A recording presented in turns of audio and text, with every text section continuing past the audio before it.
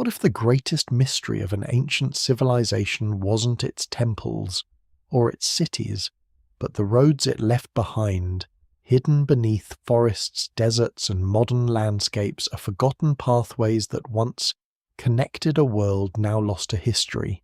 Who built them? Where did they lead, and why were they abandoned? Today we'll follow these silent roads to uncover clues about a civilization that time almost erased. If you enjoy fascinating mysteries, ancient history, and archaeological discoveries, make sure to like this video, subscribe to the channel, and join us for more incredible journeys into the forgotten past. The first clue is almost invisible. A faint line cuts across a hillside where no modern road should exist. From the ground, it looks like nothing more than an unusual change in vegetation, a narrow strip where grass grows differently from the surrounding earth. Yet from high above, the pattern becomes unmistakable. The line continues over ridges, disappears beneath forests, reappears beyond rivers, and stretches toward the horizon with remarkable determination. Hundreds of kilometers away, another segment emerges beneath cultivated fields. Farther still, buried beneath desert sand, another section follows exactly the same direction. Individually, these fragments appear ordinary. Together, they reveal something extraordinary, the remains of an immense transportation network built by a civilization whose story survives only in scattered traces. Some roads are remembered because they never truly disappeared. Others vanish so completely that even the people living above them no longer know they exist. Across Europe, Asia, Africa, and the Americas, archaeologists continue uncovering ancient highways hidden beneath cities, forests, and farmland. Many belong to civilizations already familiar through temples, palaces, or monuments.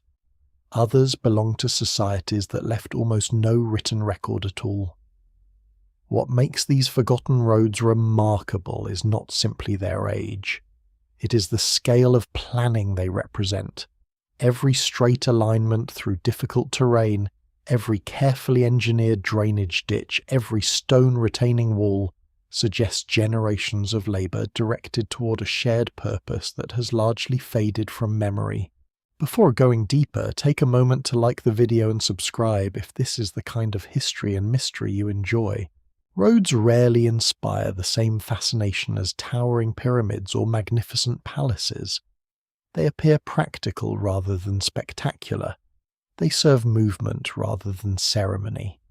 Yet roads reveal something that monuments often cannot. A temple may celebrate power. A road quietly demonstrates how power functions every single day. It connects farmers to markets, officials to distant provinces, soldiers to frontiers, pilgrims to sacred places, and ideas to people who would otherwise never meet. A civilization can survive without monumental architecture for generations. It cannot survive for long without reliable ways to move food, information, and people. That simple observation changes how archaeologists look at the ancient world. Instead of asking where cities once stood, they increasingly ask how those cities remained connected. A settlement isolated by mountains or rivers quickly struggles. One link through dependable transportation becomes part of something much larger. Roads transform geography into opportunity. They reduce distances not by changing the landscape itself, but by changing how humans experience it. The oldest paths begin almost accidentally. Animals repeatedly follow the easiest route toward water or seasonal grazing grounds. Human hunters notice these tracks and begin using them as well. Generation after generation, feet press into the same ground until narrow trails emerge. Eventually, those trails become familiar landmarks guiding migrations long before maps exist. Many modern roads still follow routes first, established by animals thousands of years ago, an invisible continuity stretching across immense spans of time.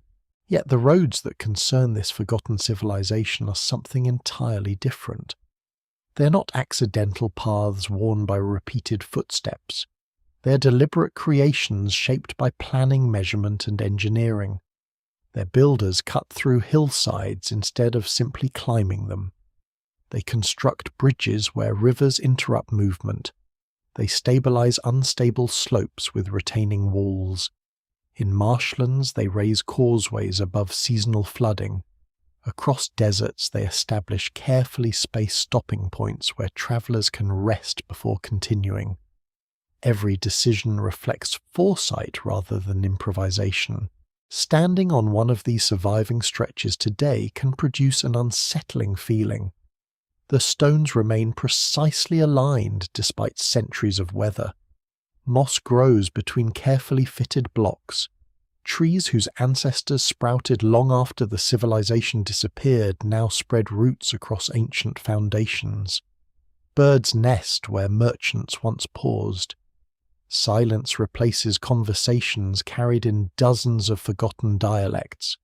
Nature slowly reclaims what human ambition once imposed upon the landscape, but traces of intention remain unmistakable. The rediscovery of these roads often happens by accident. Farmers uncover unusual paving stones while ploughing fields. Construction crews encounter unexpectedly straight foundations beneath modern neighborhoods. Hikers stumble across perfectly level terraces crossing remote mountainsides. Sometimes heavy rain strips away enough soil to expose ancient surfaces untouched for centuries. More recently, airborne laser scanning has revolutionized exploration. By penetrating forest canopies digitally, archaeologists can identify geometric patterns invisible from the ground. Entire transportation systems emerge from what previously appeared to be untouched wilderness. Each discovery raises difficult questions. Who built these roads? How many people were required? What political organization coordinated projects stretching across vast distances? Why invest enormous labor into infrastructure that crossed deserts, mountains, forests, and floodplains alike? Most importantly, what happened to the civilization capable of such achievement? The answers rarely come easily because roads often outlive everything around them.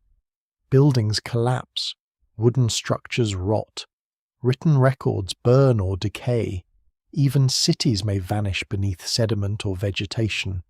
Stone roads endure. They survive because they are built to resist constant use and environmental change.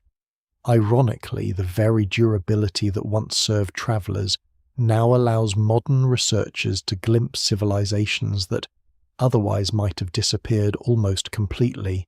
What survives in the archaeological record suggests that road building marks an important turning point in social development.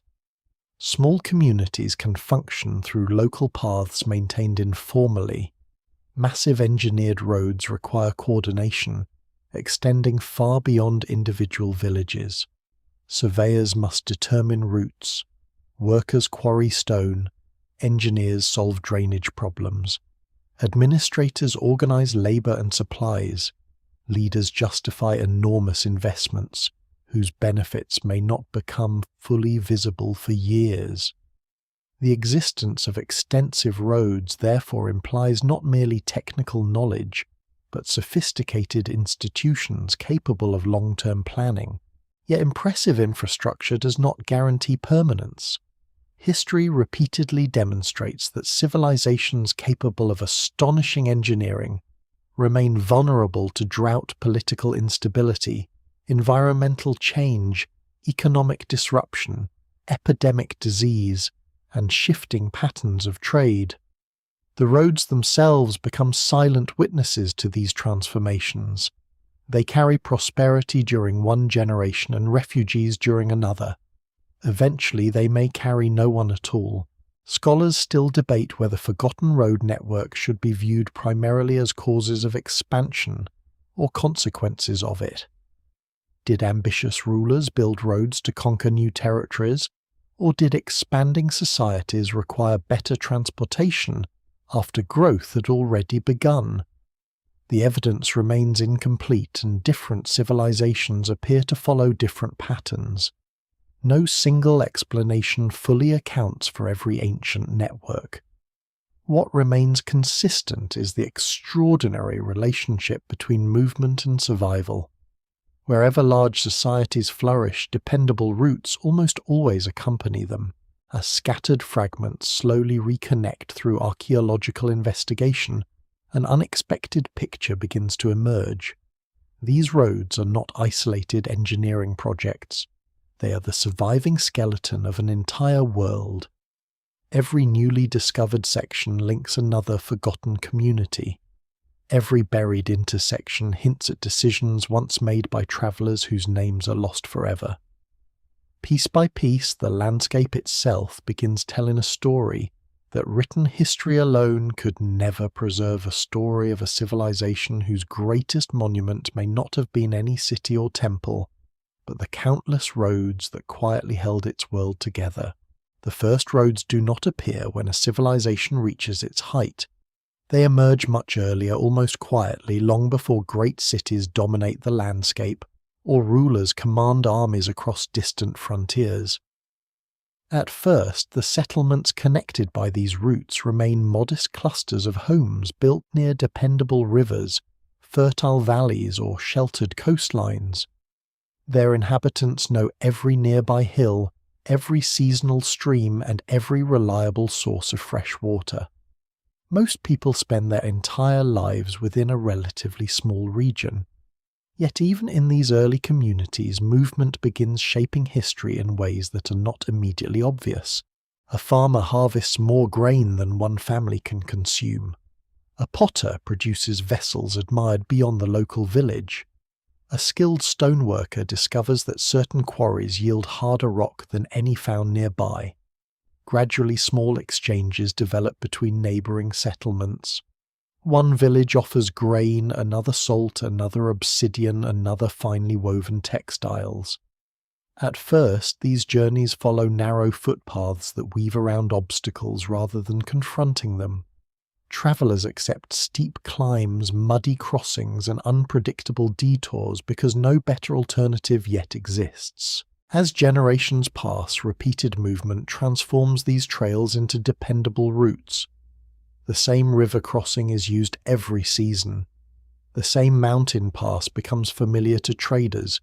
Communities begin clearing vegetation from the busiest paths, removing loose stones and reinforcing difficult sections with timber or packed earth. No central authority directs these improvements. They arise because everyone benefits when travel becomes slightly easier. The transformation accelerates as agriculture becomes more productive. Reliable food surpluses allow populations to grow, and growing populations create increasing specialization. Not everyone needs to cultivate crops every day. Some people become dedicated craftsmen. Others focus on metalworking, fishing, weaving, or long-distance exchange. This specialization strengthens local economies while making settlements increasingly dependent upon one another. A village famous for copper tools may rely on distant grain producers. Communities with fertile farmland may depend upon forests many kilometers away for timber and charcoal. The movement of goods becomes as important as their production. Archaeological evidence from numerous ancient civilizations suggests that this stage represents one of the most significant turning points in human history. Instead of isolated settlements adapting independently to local conditions, entire regions begin functioning as interconnected systems. An unusually dry year in one valley no longer guarantees famine if food can arrive from elsewhere. Valuable resources unavailable in one landscape become accessible through exchange rather than migration. Knowledge itself begins traveling with merchants, craftsmen, and seasonal visitors. Farming techniques, religious ideas, artistic traditions, and technological innovations spread along the same routes that carry baskets of grain or blocks of stone. Eventually, informal paths prove insufficient for the demands placed upon them. Heavy carts sink into soft ground during rainy seasons. Narrow trails cannot accommodate growing traffic. Floodwaters regularly erase sections near rivers. Delays become increasingly costly as settlements rely more heavily upon dependable deliveries. Somewhere within this expanding network, leaders recognize that transportation itself has become essential infrastructure rather than a simple convenience. The decision to build permanent roads marks a profound shift in thinking. Constructing such routes requires labor that could otherwise produce food or shelter. Workers must quarry stone-cut timber, move earth, and maintain routes long after their completion.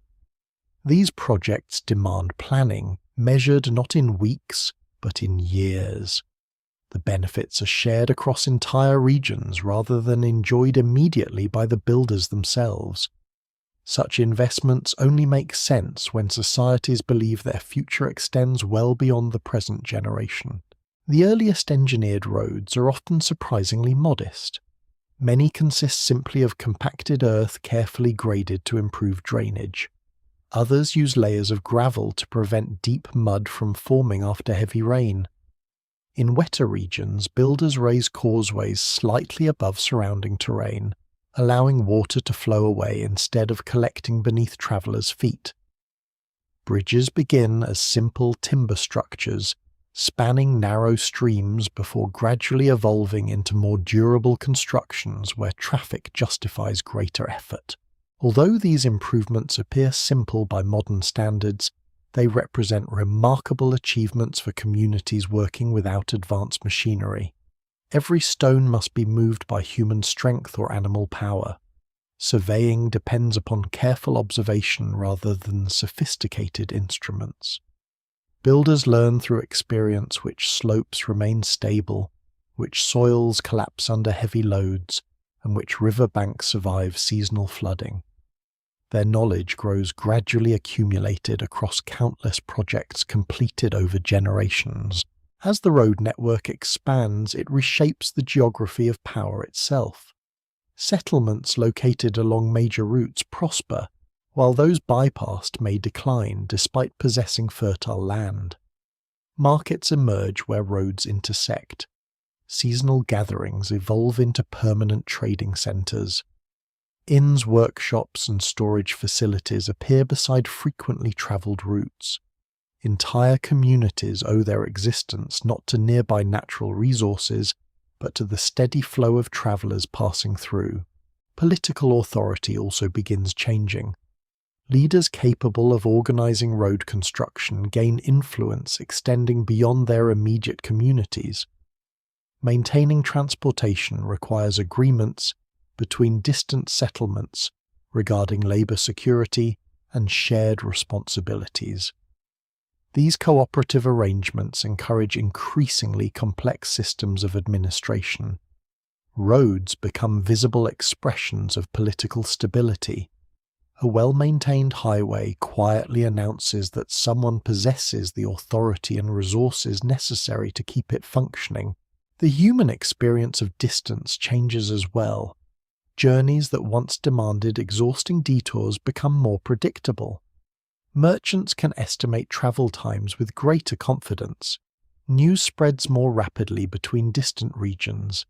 Families separated by marriage or seasonal work maintain closer relationships. Pilgrims reach sacred places previously considered inaccessible. Soldiers, unfortunately, also move with increasing efficiency, reminding every civilization that infrastructure serves both peaceful exchange and organized conflict. Scholars still debate exactly how centralized these early construction efforts become. In some civilizations, archaeological evidence suggests powerful governments directing massive public works. Elsewhere, road systems appear to develop through cooperation among relatively independent communities sharing common economic interests. The evidence remains incomplete because roads themselves reveal engineering choices more readily than political institutions. No single explanation fully accounts for every ancient transportation network. Environmental adaptation becomes another defining feature of these expanding roads. Builders rarely force identical designs upon every landscape. Mountain routes incorporate switchbacks, reducing steep gradients.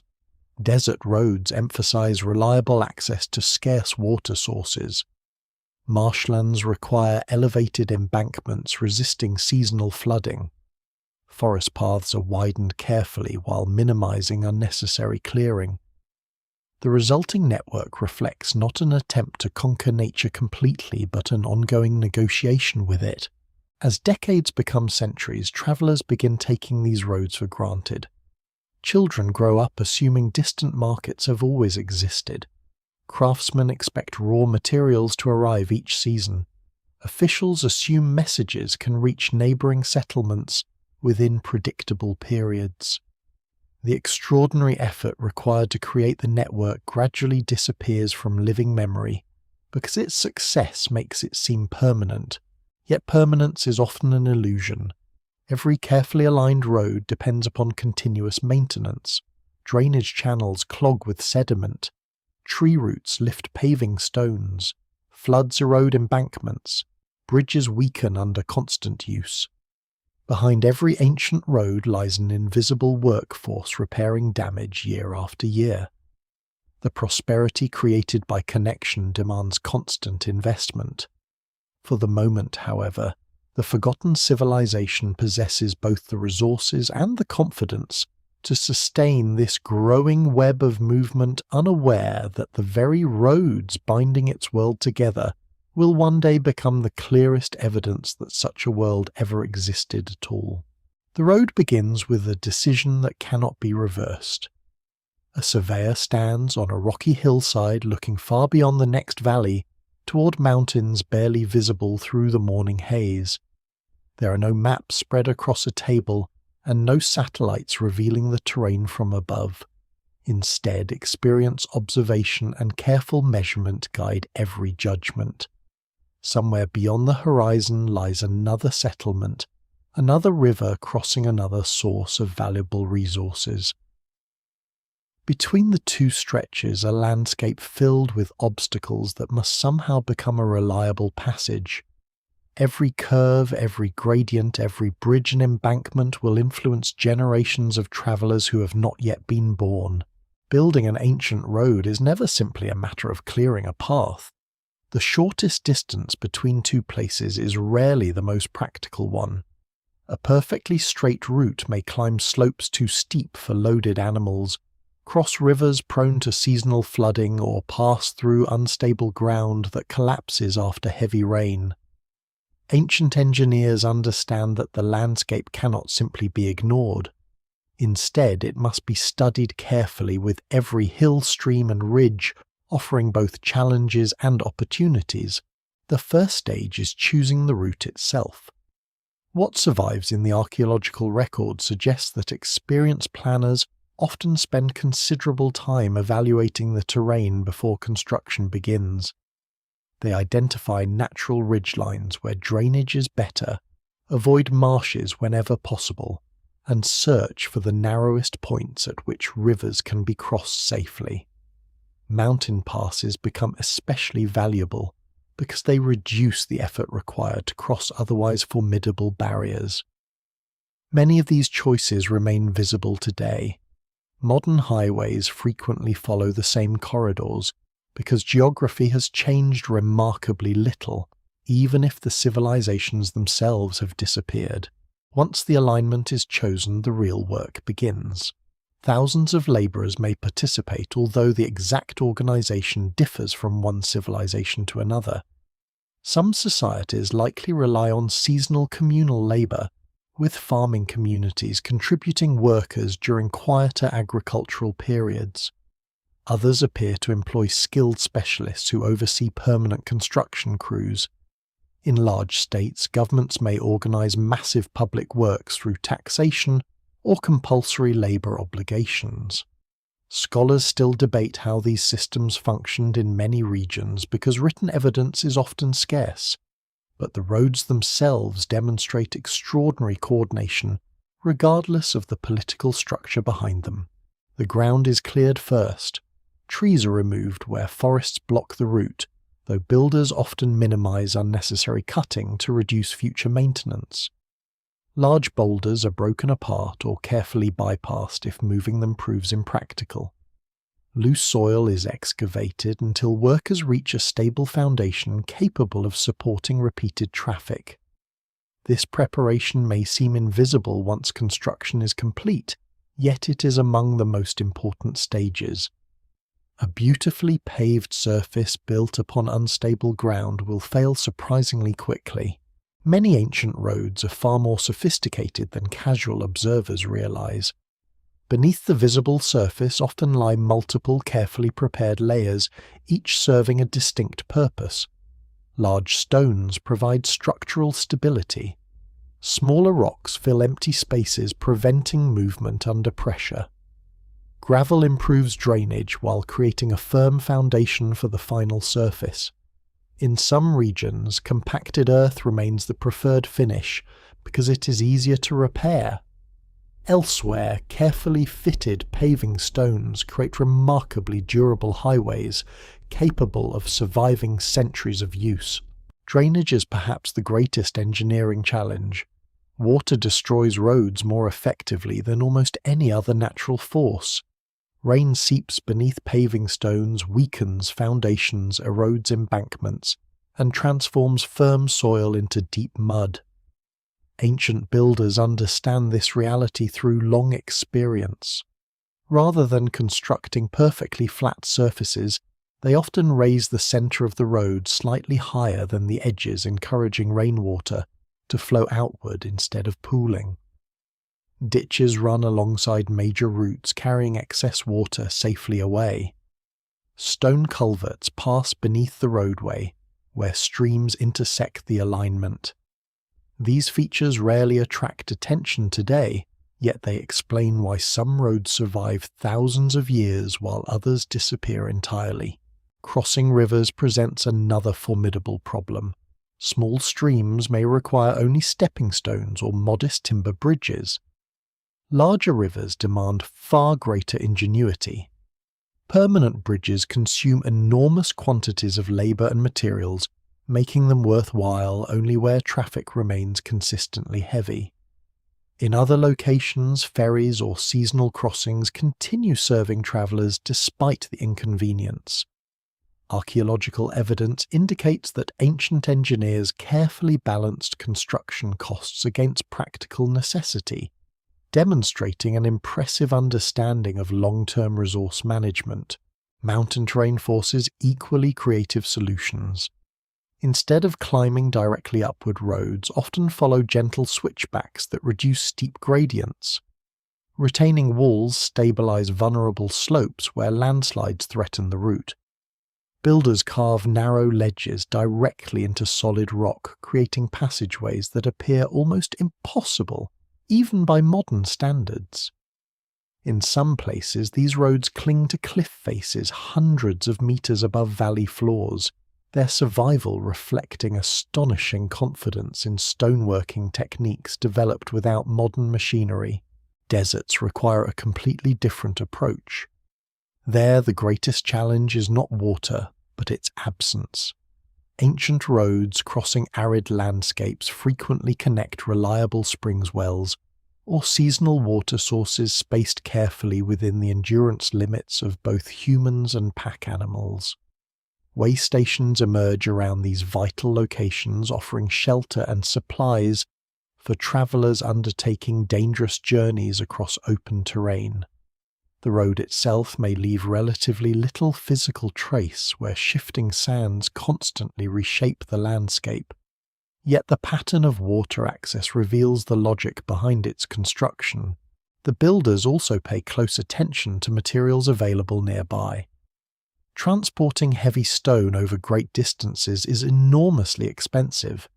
Wherever possible, roads are constructed using local rock, gravel, timber, or earth. This practical decision gives ancient road systems distinctive regional characteristics. A traveller moving across different landscapes encounters changing colours, textures, and construction styles, reflecting local geology rather than centralised aesthetic preferences. Even today, archaeologists can often identify where building materials originated, providing valuable insights into ancient logistics and resource management. Remarkably many construction techniques appear independently across different civilizations, separated by vast distances and with no evidence of direct contact. Whether in the mountains of South America, the valleys of the Near East, the forests of Europe, or the plains of Asia, ancient engineers repeatedly arrive at similar solutions for drainage stability and long-term durability. This convergence reflects not shared blueprints, but the universal challenges posed by gravity weather and repeated human movement. The finished road represents far more than an engineering achievement. It becomes a promise. Merchants trust that goods will reach distant markets. Farmers expect harvest to move efficiently before spoilage occurs. Officials rely upon predictable communication. Families separated by trade marriage or migration know that journeys have become safer and more reliable. Every carefully placed stone quietly reinforces confidence in the civilization's future. No single explanation fully accounts for why some of these roads remain astonishingly intact, while others vanish almost without trace. Climate geology maintenance, later construction, and simple chance all play important roles. What survives in the record suggests that durability depends not only on the skill of the original builders, but also on centuries of continued care. For now, however, the forgotten civilization continues investing in its expanding network with remarkable optimism, extending roads farther into forests, deserts, mountains, and distant frontiers. Unaware that these same enduring pathways will eventually outlast the cities, rulers, and generations that first imagined them. A road is only stone and earth until people begin moving across it. The moment the first travellers set out with confidence that they can reach a distant destination, the road becomes something far greater than an engineering project. It becomes an artery carrying the lifeblood of an entire civilization. Every sunrise brings another procession of merchants balancing valuable cargo, farmers leading pack animals, government messengers travelling with urgent purpose, pilgrims heading towards sacred places, craftsmen seeking new markets, families relocating after marriage, and strangers whose journeys will quietly alter lives far beyond their own. At dawn, the busiest sections begin to stir long before the surrounding countryside fully awakens. Mist lingers over rivers, while animals are loaded with baskets, pottery textiles, and carefully wrapped tools. Wheels creak beneath heavy carts, where the terrain allows their use, while in steeper regions long lines of pack animals move patiently along narrow mountain paths. Experienced travellers know that the coolest hours of the morning offer the easiest progress, especially in warmer climates where afternoon heat quickly drains strength from both humans and animals. The roads bring together people who might otherwise never meet. A shepherd from distant highlands passes fishermen carrying dried catches inland. Traders transporting copper encounter artisans searching for rare pigments. Farmers delivering grain exchange news with travellers arriving from settlements hundreds of kilometres away. Every meeting becomes an opportunity for information to spread. Long before written newspapers or organised postal systems exist, roads function as living networks of communication. News travels with astonishing speed when enough people are constantly on the move. Reports of unusually abundant harvests encourage merchants to redirect future journeys.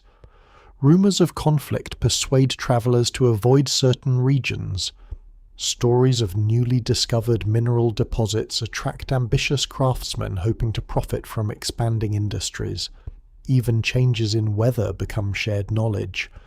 A flooded river crossing or blocked mountain pass quickly becomes common information, because dozens of travellers repeat the same observations as they continue along the network. Trade flourishes because roads reduce uncertainty. A merchant preparing for a journey can estimate how long it will take to reach a distant settlement. Predictable travel encourages increasingly specialised production. A village known for exceptionally fine pottery no longer needs to produce every tool required for daily life, because dependable transportation allows exchange with neighbouring communities. Likewise, settlements rich in salt obsidian timber or fertile farmland become integral parts of wider regional economies. Archaeological discoveries reveal just how extensive these exchanges can become. Objects crafted from shells originating on distant coastlines appear in inland settlements separated by formidable mountain ranges. Obsidian from specific volcanic sources travels hundreds of kilometers from its geological origin. Copper, tin, amber, precious stones, exotic animal products, and finely woven textiles all circulate across landscapes that once seemed impossibly vast. Each artifact represents not a single journey, but countless successful trips made possible by reliable roads and the confidence they inspire. Ideas travel just as efficiently as goods. A craftsman observing unfamiliar metalworking techniques in one town may return home with entirely new methods. Farmers notice different approaches to irrigation or crop cultivation while visiting seasonal markets. Religious traditions gradually spread as pilgrims carry beliefs from one sanctuary to another. Decorative styles appear in distant regions, adapting to local tastes while preserving recognizable influences from their places of origin. Entire artistic traditions evolve because roads allow creative ideas to move alongside ordinary travelers. Languages also begin changing. Busy trading centers become places where multiple dialects are spoken every day. Merchants develop practical vocabularies, allowing communication despite cultural differences. Loanwords pass quietly from one language into another, particularly for unfamiliar goods technologies or administrative practices. Scholars studying ancient languages sometimes identify these borrowed words long after the roads themselves have disappeared, offering subtle evidence of sustained contact between communities once linked by forgotten highways. The roads are never used equally throughout the year. Seasonal rhythms shape every journey. During harvest months, traffic increases dramatically as food moves towards storage centers and markets. Dry seasons often encourage long-distance trade because rivers become easier to cross, and muddy sections harden into firm surfaces. In colder regions, winter may temporarily isolate certain mountain routes while lower valleys remain accessible. Experienced travelers carefully plan departures according to these predictable environmental cycles. Roadside settlements begin adapting to serve this growing movement. Inns or guest houses appear where journeys naturally pause after a day's travel. Blacksmiths establish workshops beside busy intersections, repairing damaged tools, cart components, and animal equipment. Stable areas provide food and water for pack animals. Storage buildings allow merchants to protect valuable cargo while waiting for caravans or favourable weather. Small villages gradually transform into thriving commercial centres simply because geography places them along important transportation corridors. The roads also reshape political authority in subtle ways. Officials responsible for collecting taxes or organising labour travel more frequently between settlements. Administrative decisions that once required weeks to communicate now arrive within days. Census records, agricultural reports, and legal judgments move efficiently across expanding territories. Although most ordinary travellers never witness the highest levels of government, they experience its growing presence through increasingly organised infrastructure and more consistent oversight. Military movement inevitably follows the same routes. Roads that carry peaceful trade can also transport armies with remarkable efficiency. Supplies reach frontier outposts more reliably. Reinforcements arrive faster during times of conflict. Yet archaeological evidence suggests that many road systems are not originally built solely for military purposes. Their greatest value lies in sustaining everyday economic and social life.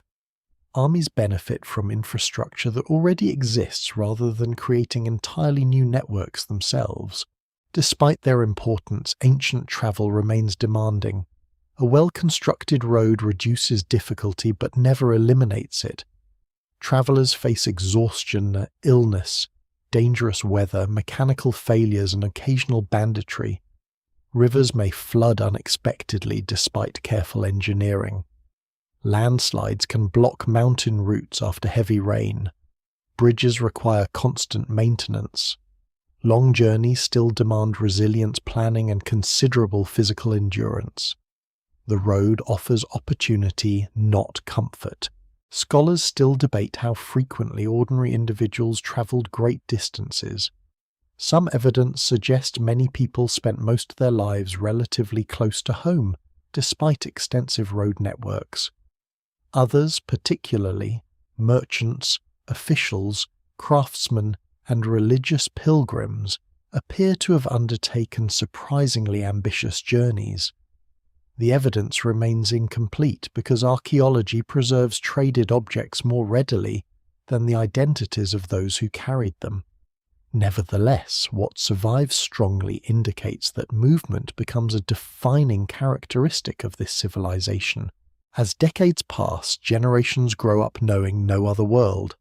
Children watch endless lines of travelers passing through market towns and assume such activity has always existed. Prosperity becomes associated with constant movement. Quiet roads seem unnatural. Few people stop to consider how fragile this system truly is. Every successful journey depends upon stable governments, functioning bridges, maintained surfaces, secure trade relationships, and predictable environmental conditions. Remove enough of these foundations and the network begins to weaken. For now, however, confidence remains high. Caravans continue setting out before sunrise. Messengers carry news across remarkable distances. Pilgrims follow familiar milestones towards sacred destinations. Traders return home with foreign goods and unfamiliar stories. Every footstep reinforces the invisible bonds connecting hundreds of communities into a single living civilization. The roads do far more than link places on a landscape. They weave together economies, beliefs, families, ambitions, and memories into a shared world, whose greatest strength lies not in any individual city, but in the countless journeys that make the civilization itself possible. The road no longer belongs to individual villages, it belongs to something much larger. What begins as a collection of practical routes connecting neighbouring communities gradually transforms into a network so extensive that no single traveller can experience all of it in one lifetime.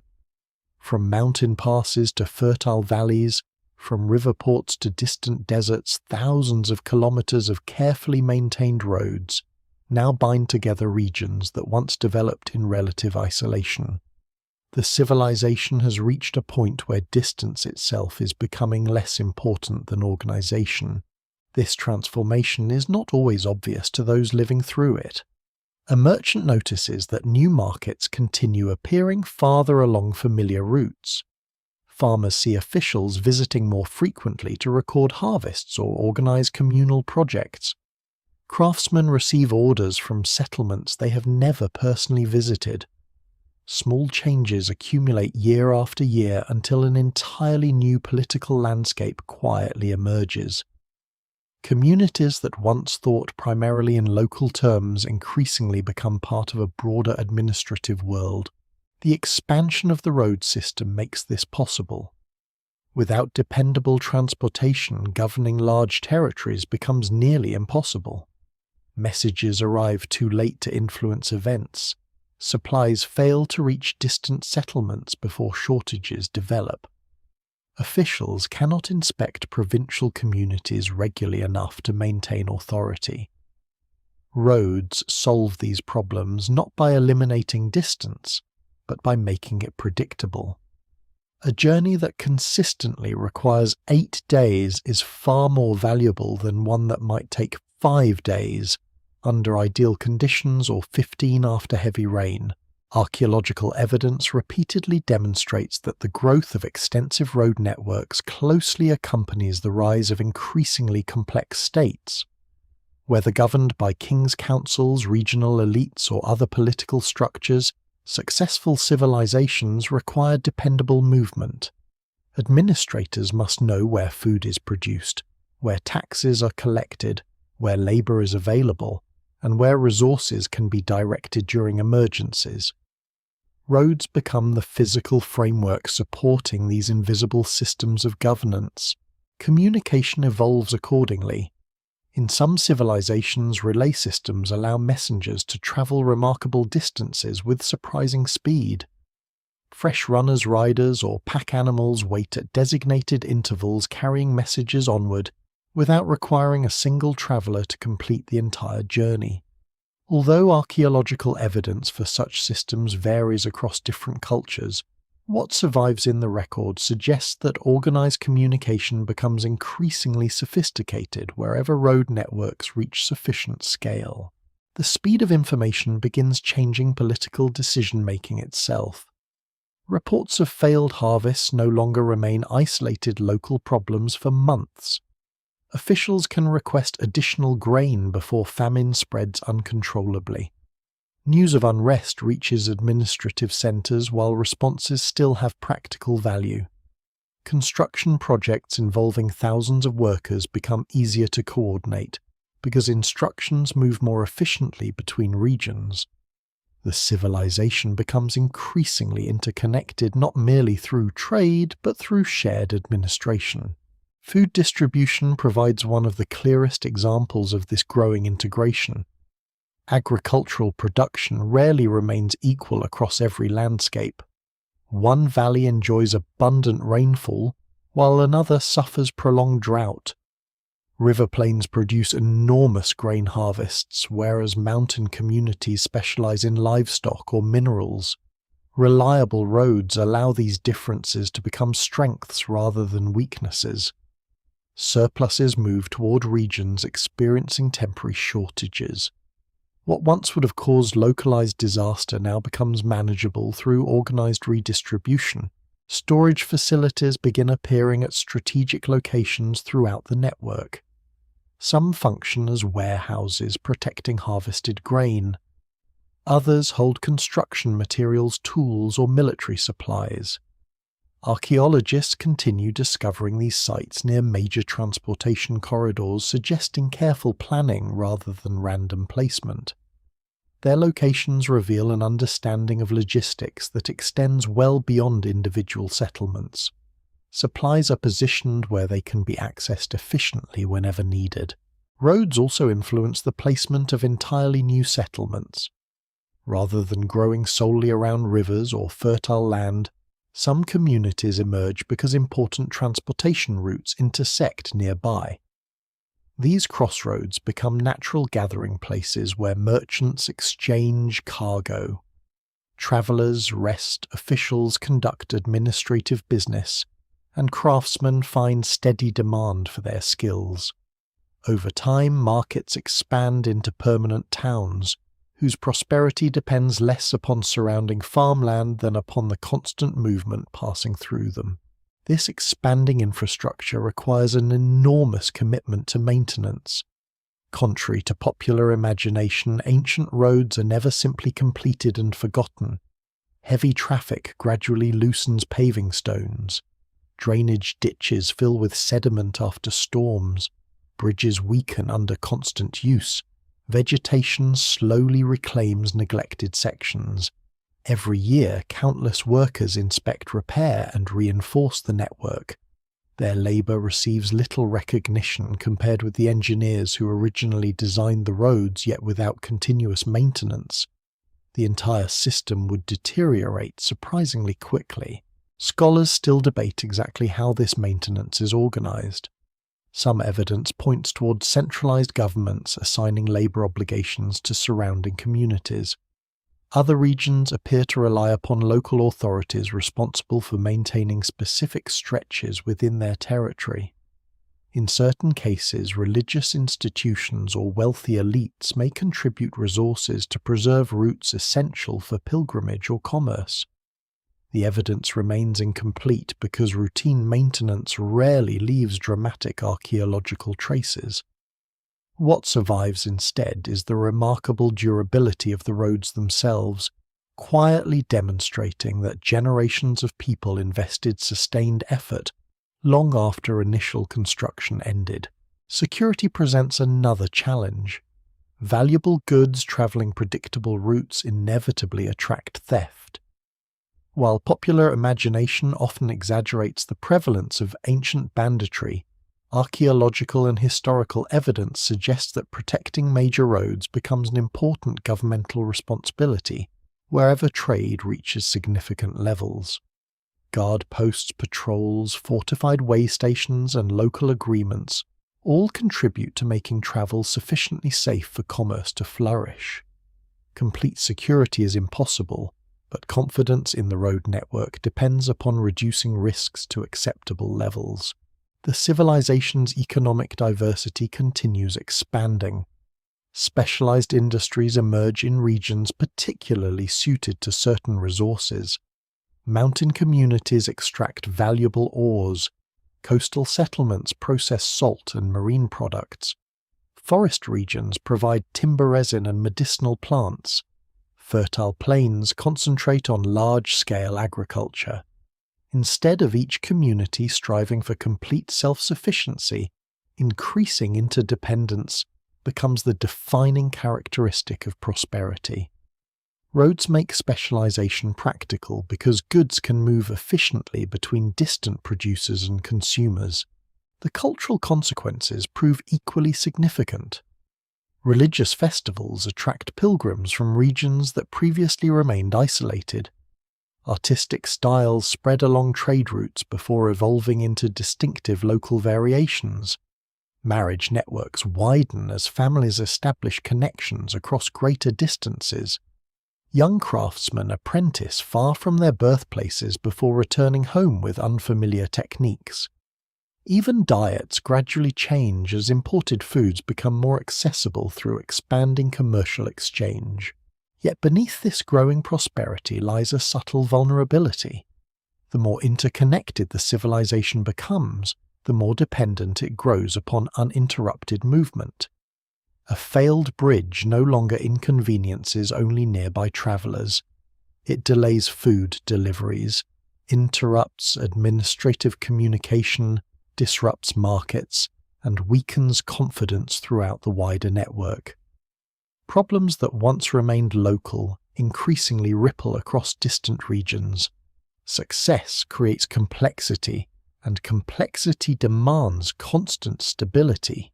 No single explanation fully accounts for how ancient societies balance these growing demands year after year. What survives in the archaeological record suggests remarkable resilience, supported by experienced administrators, skilled engineers, adaptable local communities, and generations of accumulated knowledge. For centuries, the system appears to function with impressive reliability. Roads continue extending toward new frontiers, markets expand, populations grow, prosperity deepens. Few can imagine that beneath this apparent permanence the first quiet pressures are already beginning to gather, pressures that neither engineering nor administration alone will ultimately be able to overcome. Even the most practical road can become a mystery. Long after cities disappear and governments collapse, the roads often remain stretching across landscapes that no longer resemble the world their builders once knew. Archaeologists following these ancient routes frequently encounter structures that seem too deliberate to dismiss as ordinary, yet too unusual to explain with complete confidence. Small stone platforms appear beside isolated mountain paths. Circular enclosures stand far from any known settlement. Massive carved markers rise alone in empty valleys where no village survives. Some of these features have obvious functions. Others continue resisting straightforward interpretation despite decades of careful study. At first glance, many roadside structures appear surprisingly modest. Unlike towering temples or imposing fortifications, they rarely dominate the landscape. A traveller unfamiliar with ancient archaeology might easily mistake them for natural outcrops or abandoned farm buildings. Yet careful excavation often reveals careful planning beneath their simplicity. Foundations align precisely with the road itself. Drainage channels protect surrounding surfaces from erosion. Artifacts recovered nearby suggest repeated human activity spanning generations rather than temporary use. One of the most common discoveries consists of way stations positioned at remarkably regular intervals. These locations vary greatly depending upon geography and the civilization responsible for them. Some contain only a few stone rooms surrounding an open courtyard. Others include storage buildings, animal enclosures, wells, workshops, and evidence of overnight accommodation. Their spacing often reflects a practical understanding of daily travel distances.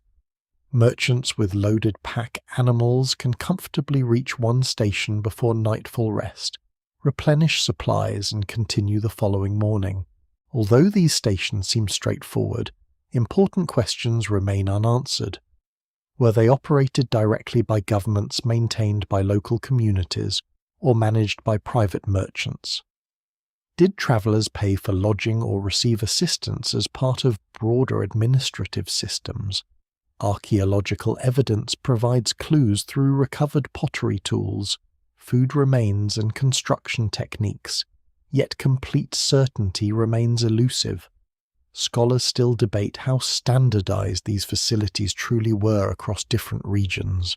Along certain roads, archaeologists discover shrines placed beside difficult river crossings, dangerous mountain passes, or prominent intersections. These sacred spaces are rarely grand temples. Instead, they often consist of simple stone altars, carved niches, or small ceremonial enclosures where travellers likely paused before continuing their journeys. The practice reflects a universal human tendency to associate uncertain travel with spiritual protection. Crossing an unpredictable river or climbing a steep mountain carried genuine risks in the ancient world. A brief ritual before setting out may have offered reassurance, even if it could not alter the dangers themselves. Some roadside monuments appear designed not for worship but for memory. Carved stones mark important boundaries between administrative districts or commemorate significant construction projects. Others may celebrate victories, royal decrees, or agreements between neighbouring communities. Unfortunately, where inscriptions once existed, centuries of weathering often erase the details. The stone survives, while its message gradually disappears. Modern researchers sometimes recover only faint traces of carved symbols, leaving interpretation dependent upon fragmentary evidence. Perhaps the most intriguing discoveries involve structures whose purpose remains entirely uncertain. In remote landscapes, archaeologists occasionally uncover carefully constructed platforms, positioned where they offer wide views across surrounding valleys. Some contain evidence of repeated fires. Others yield surprisingly few artifacts despite obvious human construction. Were these lookout points, ceremonial gathering places, rest areas, signal stations? No single explanation fully accounts for every example. Communication across great distances presents another fascinating puzzle. Several ancient civilizations almost certainly developed methods for transmitting messages beyond the speed of ordinary travelers. Elevated towers placed along strategic routes suggest the possibility of visual signaling using smoke fire, polished metal, or colored banners. Similar systems are documented historically in later societies, but direct evidence for earlier networks often remains incomplete. Even where towers survived, determining exactly how they functioned proves remarkably difficult because organic materials such as wooden platforms or signaling devices rarely endure. Road intersections reveal another layer of complexity. Rather than random junctions, many appear deliberately planned around economic or administrative priorities. Larger intersections frequently include evidence of markets, storage facilities, workshops and ceremonial spaces. Travelers from multiple regions converge there, exchanging not only goods, but information, customs, and technologies. These crossroads become places where cultures blend naturally through repeated contact rather than deliberate conquest. Archaeologists have also identified curious patterns in the placement of certain monuments relative to astronomical events. Some roadside markers align approximately with seasonal sunrises or sunsets, while others appear connected to nearby sacred landscapes. Such alignments immediately attract public fascination, sometimes leading to exaggerated claims about advanced lost knowledge or mysterious forgotten sciences. Mainstream archaeology approaches these interpretations cautiously.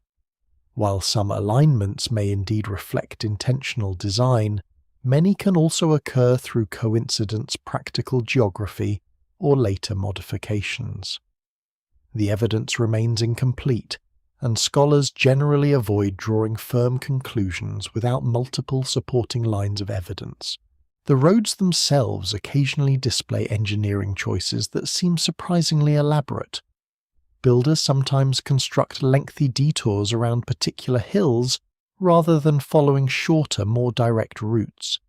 Elsewhere, they invest enormous labor creating monumental causeways across wetlands, even though nearby dry ground appears available. At first, these decisions seem irrational. Closer investigation often reveals hidden practical reasons. The avoided hill may consist of unstable rock prone to landslides. The marsh crossing may preserve a straighter route during seasonal floods. In other cases, however, no obvious explanation fully satisfies researchers, reminding us that ancient priorities do not always match modern assumptions. Lesser-known archaeological discoveries suggest that some roads carry symbolic significance extending beyond transportation. Ceremonial processions may follow specific routes during religious festivals. Royal journeys reinforce political authority by visibly connecting distant communities with the central government. Funeral processions occasionally travel along carefully chosen roads, leading towards sacred burial grounds. These events transform ordinary infrastructure into stages upon which collective identity is repeatedly expressed. Popular imagination often fills remaining gaps with dramatic speculation. Lost treasures supposedly hidden beneath ancient highways, secret tunnels linking distant temples, mysterious builders possessing forgotten technologies, or vanished civilizations endowed with supernatural knowledge all appear regularly in books, documentaries, and online discussions. While such stories capture public curiosity, the overwhelming majority lack convincing archaeological support. The real achievements of ancient engineers require no embellishment. Their accomplishments become more impressive, not less, when understood within the technological limits of their own time. Modern technology continues revealing new mysteries. Airborne laser scanning exposes abandoned roadside settlements, concealed beneath dense forests. Ground-penetrating radar identifies buried foundations invisible at the surface. Chemical analysis traces the origins of construction materials, uncovering unexpectedly extensive supply networks. Every new technique answers certain questions while raising others. Instead of reducing mystery, scientific progress often expands it by revealing just how much remains undiscovered. What survives in the archaeological record suggests that these roads serve far more than commerce alone. They support administration, belief, memory, ceremony, communication, and identity. Every milestone, shrine, bridge, and forgotten way station contributes to a network whose complexity exceeds anything visible from the surface. Yet for all their sophistication, these carefully maintained routes depend upon a stable world continuing much as it always has. Few people travelling them realise that beyond the horizon, forces far larger than politics or engineering are beginning to reshape the landscape itself. Nature, patient and indifferent, is preparing to challenge the civilization in ways no road builder could ever fully anticipate. The first signs are so subtle that almost no one recognizes them as warnings. A river that usually floods predictably arrives several weeks later than expected. A mountain spring produces slightly less water during the dry season. Harvests remain acceptable, but experienced farmers quietly notice that familiar weather patterns no longer behave quite the same way. A single unusual year causes little concern. Ancient communities have always adapted to occasional droughts, floods, storms, and cold seasons. Nature has never been entirely predictable. What changes now is not one isolated event, but the gradual accumulation of many small disruptions, each manageable on its own, yet increasingly difficult when combined. For centuries, the civilization has shaped its roads around the landscape respecting rivers, mountains, forests, and deserts, while learning to work with them rather than against them. That partnership has been remarkably successful. Engineers understand where floods usually reach. Builders know which slopes remain stable and which valleys should be avoided. Farmers have generations of knowledge about planting seasons and water availability. The entire system depends upon the assumption that tomorrow's environment will resemble yesterday's closely enough for experience to remain reliable. Gradually that assumption begins to weaken. Climate is never truly static. Even during periods that appear stable over the course of a human lifetime, slow environmental changes continue unfolding across decades and centuries. Modern geological research has revealed that many ancient civilizations experienced significant climatic fluctuations during their existence. Some regions endure prolonged drought. Others suffer increasingly destructive floods. In certain areas, changing temperatures alter growing seasons or reduce the reliability of traditional crops. No single environmental pattern affects every civilization in exactly the same way, but nearly all large societies eventually face periods when the natural systems supporting them become less predictable. The roads feel these changes almost immediately. Heavy rainfall transforms minor streams into powerful torrents, capable of washing away bridges that have served travelers faithfully for generations. Drainage ditches designed for ordinary storms overflow under increasingly intense downpours. Hillsides saturated with water collapse, unexpectedly burying carefully constructed mountain roads beneath landslides of rock and earth. Every repair demands labor stone timber and organization. At first, these problems are addressed efficiently. Maintenance crews restore damaged sections, reinforcing vulnerable slopes, and rebuilding weakened crossings. Elsewhere, the opposite problem develops. Rivers that once flowed throughout the year begin shrinking during prolonged dry seasons. Wells serving remote way stations require deeper excavation. Marshes gradually contract while fertile floodplains produce smaller harvests than previous generations remember. Dust settles across roads once kept naturally firm by moderate moisture. Pack animals require more frequent watering, forcing travellers to alter long-established routes between reliable springs. A journey that once seemed routine becomes increasingly uncertain. Archaeological evidence from numerous ancient societies suggests that environmental stress often reveals itself first through infrastructure. Roads, canals, bridges, irrigation systems, and reservoirs all depend upon conditions remaining within expected limits.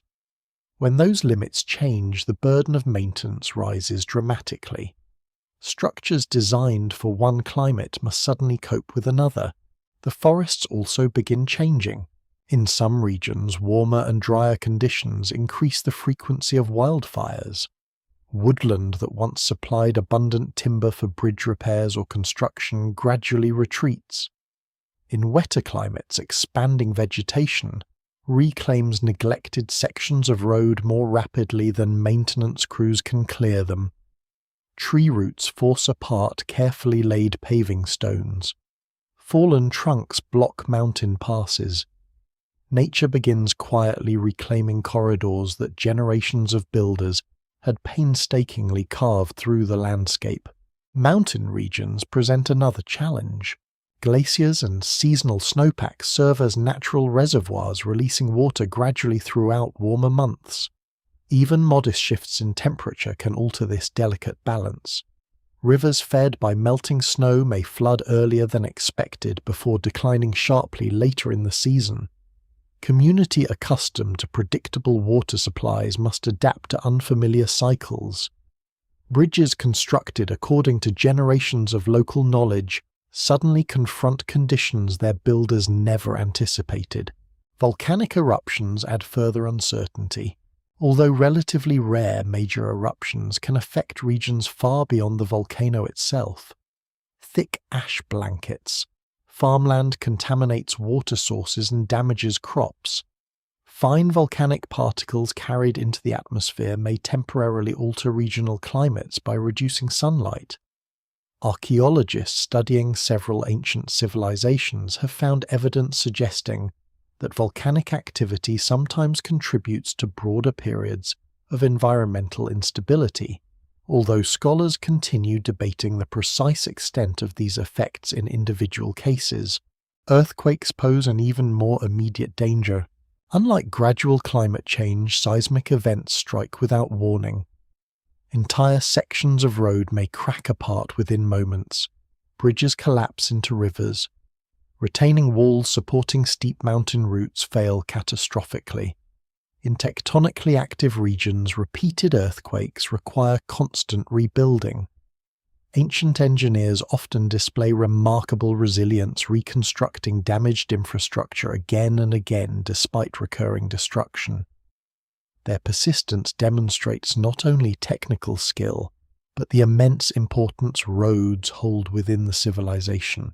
Coastal regions experience their own uncertainties. Shifting shorelines gradually transform once thriving ports into isolated inland settlements or expose previously sheltered harbours to stronger waves. Sea levels fluctuate over long periods, while storms reshape beaches and estuaries. Roads leading toward prosperous trading centres may require repeated extension or realignment as coastlines slowly evolve.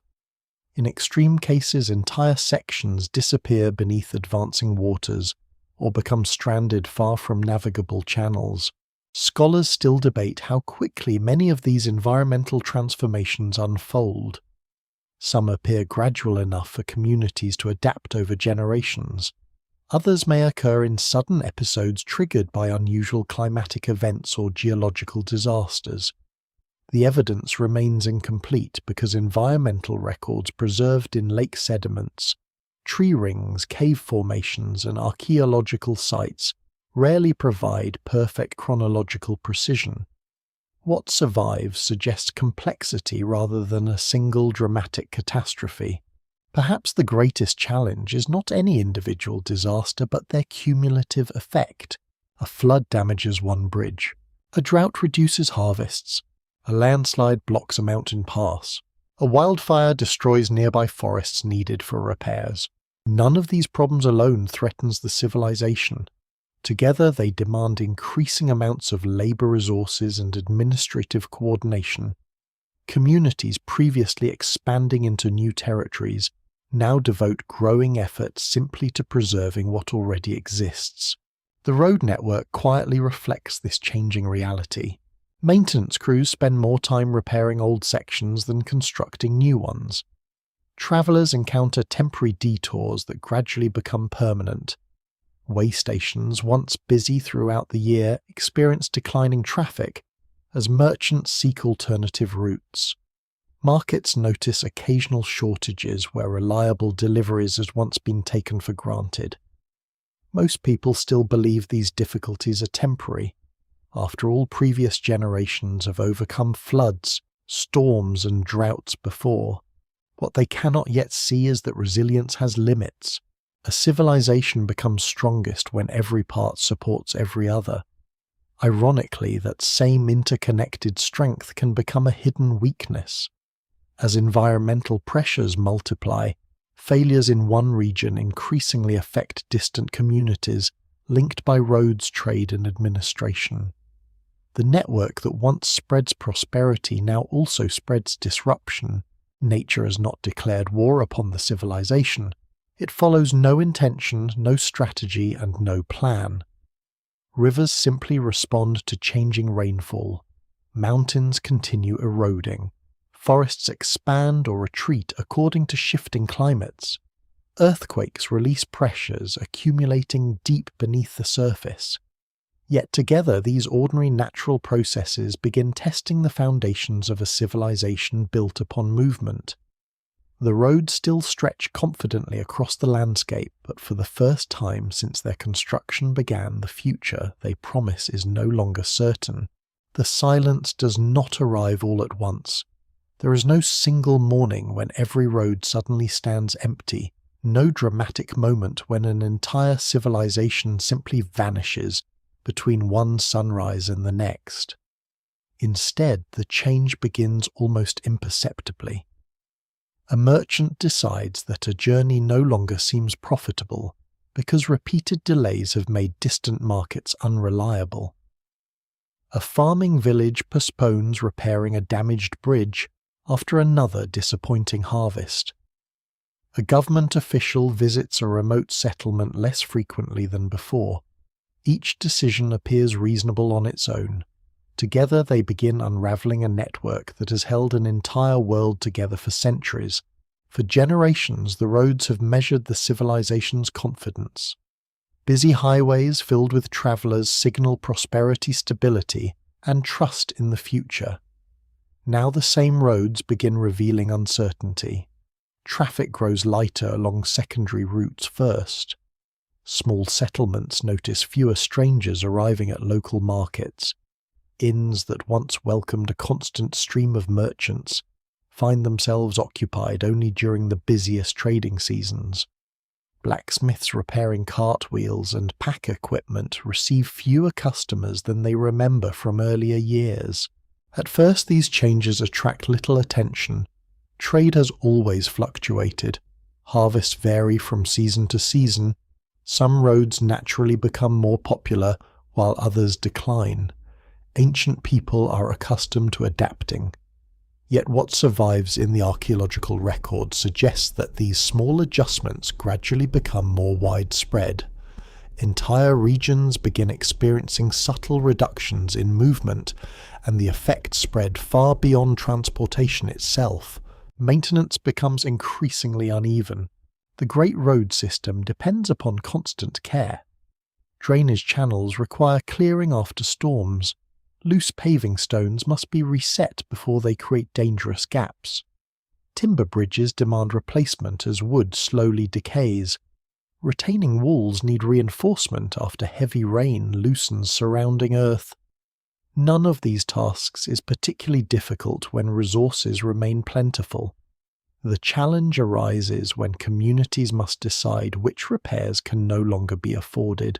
Archaeologists often recognize this stage through surprisingly small details.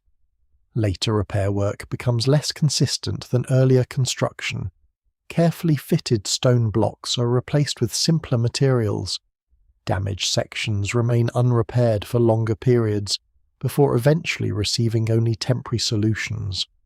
Some roads continue receiving meticulous attention because they connect politically important centers, while lesser routes slowly deteriorate through neglect. The difference is subtle but significant. A traveller encountering one damaged section can easily continue the journey. Encounter several more over the following days, however, and travel times increase noticeably. Merchants carrying valuable cargo begin calculating whether longer journeys still justify the risks and expenses involved. Some choose shorter regional routes instead of ambitious long-distance expeditions. Others reduce the frequency of their travel altogether. Economic consequences soon follow. Markets that once display goods from distant regions begin offering fewer imported products. Exotic materials become more expensive because transportation itself grows increasingly difficult. Local craftsmen who depend upon specialized raw materials struggle to maintain production. Communities gradually return to relying more heavily upon nearby resources, reversing centuries of growing economic integration. This shift is rarely dramatic enough to leave obvious historical records, particularly in civilizations that preserve few written documents. Instead, archaeologists detect changing patterns through artifacts. Objects originating hundreds of kilometers away become less common in later archaeological layers. Certain luxury goods disappear entirely from remote settlements. Chemical analysis of pottery, metal, and stone tools reveals that trade networks are quietly contracting. The roads themselves reflect this shrinking world. Vegetation begins reclaiming sections receiving little traffic. Grass grows between paving stones once polished smooth by countless footsteps. Windblown soil gradually accumulates where wheels and animals no longer keep surfaces clear. Small trees take root along neglected embankments. Within surprisingly few decades, roads that serve generations of travelers begin blending almost seamlessly into the surrounding landscape. Way stations experience similar decline. Buildings once maintained for merchants and officials gradually fall into disrepair. Roofs collapse after years without replacement. Wells fill with sediment. Animal enclosures stand empty. Excavations frequently uncover evidence suggesting that some stations remain occupied long after long-distance travel declines, perhaps serving nearby farming communities rather than distant travelers. Others appear abandoned entirely, their practical purpose disappearing alongside the traffic they once supported. Political authority weakens in parallel. Maintaining influence across large territories requires dependable communication. As travel becomes slower and less reliable, distant administrators struggle to enforce decisions consistently. Regional leaders gain greater independence simply because central governments cannot respond quickly enough to local developments. Tax collection becomes increasingly irregular. Construction projects are postponed or abandoned. Communities previously integrated into broader political systems begin acting more independently. Scholars still debate whether political fragmentation causes declining road maintenance, or whether deteriorating infrastructure accelerates political fragmentation. The evidence suggests both processes reinforce one another. Poorly maintained roads weaken administrative control, while weakening governments possess fewer resources to preserve transportation networks. No single explanation fully accounts for this gradual unraveling, because each problem intensifies the others. Security also changes. Busy roads naturally discourage theft because travelers frequently encounter one another, creating informal safety through constant movement. As traffic decreases, isolated stretches become more vulnerable. Even limited insecurity encourages additional merchants to avoid certain routes, reducing traffic further. This self-reinforcing cycle appears in many historical societies, although archaeological evidence rarely allows precise measurement of its scale. Some communities attempt to adapt. Local leaders organize repairs using available resources. Traders establish alternative routes bypassing damaged sections. Smaller regional markets replace larger long-distance exchanges. These adjustments demonstrate considerable resilience rather than immediate collapse. Human societies rarely surrender without effort. They reorganize, improvise, and adapt wherever possible. Nevertheless, adaptation has limits. Entire settlements, originally founded because of strategic road intersections, gradually lose their reason for existing. Without regular traffic, local workshops close. Storage facilities stand partially empty. Families migrate toward regions where opportunities remain greater. Archaeological surveys frequently identify abandoned villages clustered along former transportation corridors, suggesting that changing patterns of movement reshape human geography itself. The emotional experience of this transformation is impossible to reconstruct completely, yet fragments survive. An elderly merchant may remember roads crowded with caravans during youth, while younger generations consider quieter conditions entirely normal. Craftsmen accustomed to receiving materials from distant suppliers gradually accept more limited resources. Pilgrims discover that once famous sanctuaries now attract fewer visitors. No single generation necessarily realizes that it is witnessing the slow disappearance of an interconnected civilization. Nature continues its patient work throughout these human struggles. Rain washes soil across neglected surfaces. Floods redirect streams through abandoned crossings. Forests reclaim cleared corridors. Desert winds bury milestones beneath drifting sand. The roads do not vanish because they are destroyed deliberately. They disappear because human maintenance ceases while natural processes continue without interruption. Modern archaeologists often encounter this final silence unexpectedly. Beneath dense forests, airborne laser scanning reveals perfectly straight causeways connecting settlements invisible from ground level. Beneath cultivated fields lie remarkably preserved road surfaces sealed by centuries of accumulated sediment. In deserts, isolated stone alignments emerge after shifting winds expose them briefly, before covering them once more.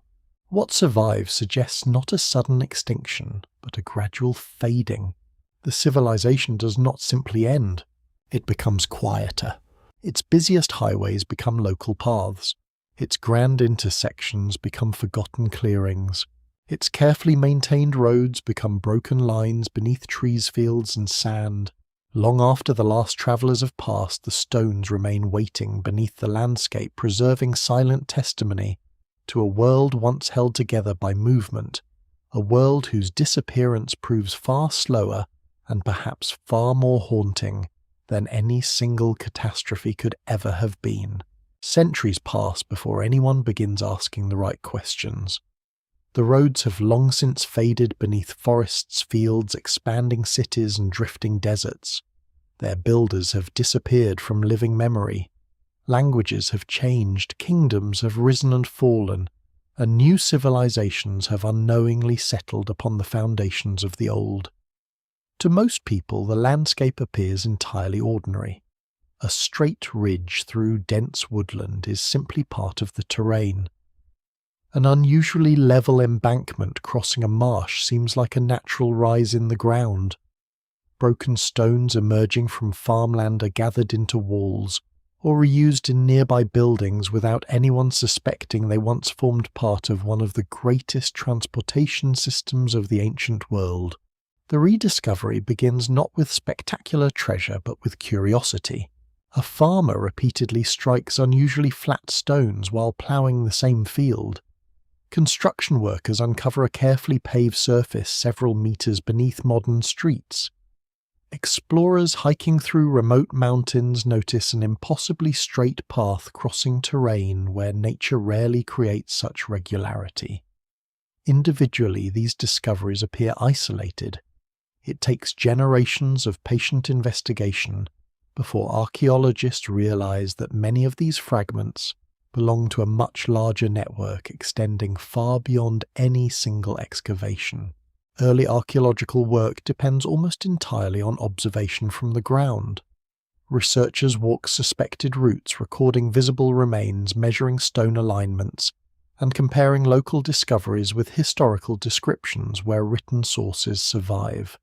This process is painstakingly slow. Dense vegetation hides important features. Modern buildings cover ancient intersections. Rivers have changed course since antiquity. Entire sections of road disappear beneath centuries of accumulated sediment. Even so, patterns gradually emerge. Road fragments found dozens or even hundreds of kilometers apart share remarkably similar construction techniques. Stone surfaces display consistent widths. Drainage systems follow familiar engineering principles. Bridges retaining walls and embankments reveal comparable methods despite being separated by vast distances.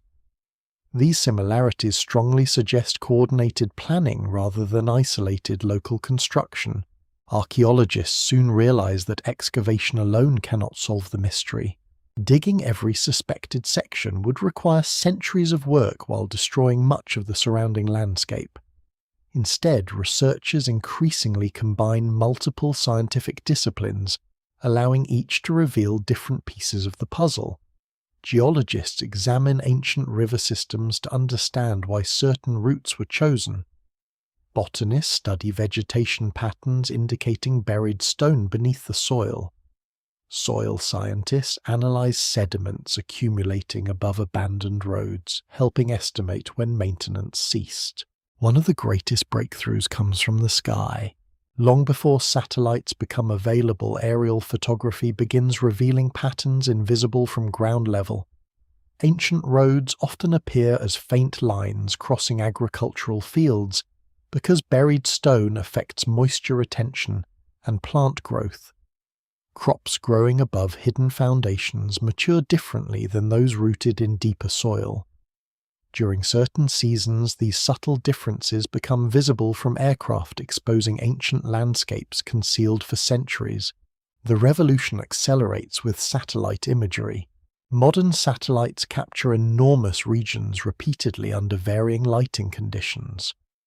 Researchers compare thousands of images searching for straight alignments, too regular to be natural. Dry seasons reveal buried embankments more clearly than wet ones. Low-angle sunlight casts faint shadows highlighting earthworks almost invisible at midday.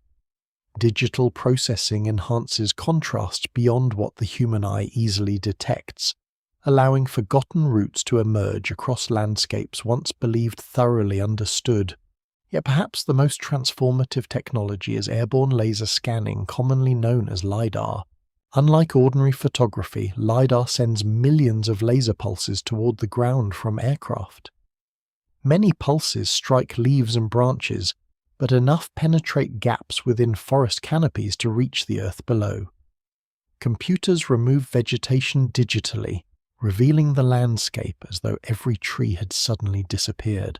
The results astonish archaeologists. Entire road systems hidden beneath tropical forests become visible almost overnight. Long straight causeways connect settlements previously thought isolated. Massive embankments cross wetlands, where no obvious human construction can be seen from the ground. Intersections, bridges, defensive earthworks, reservoirs, and agricultural terraces appear together as parts of coherent landscapes, rather than disconnected discoveries.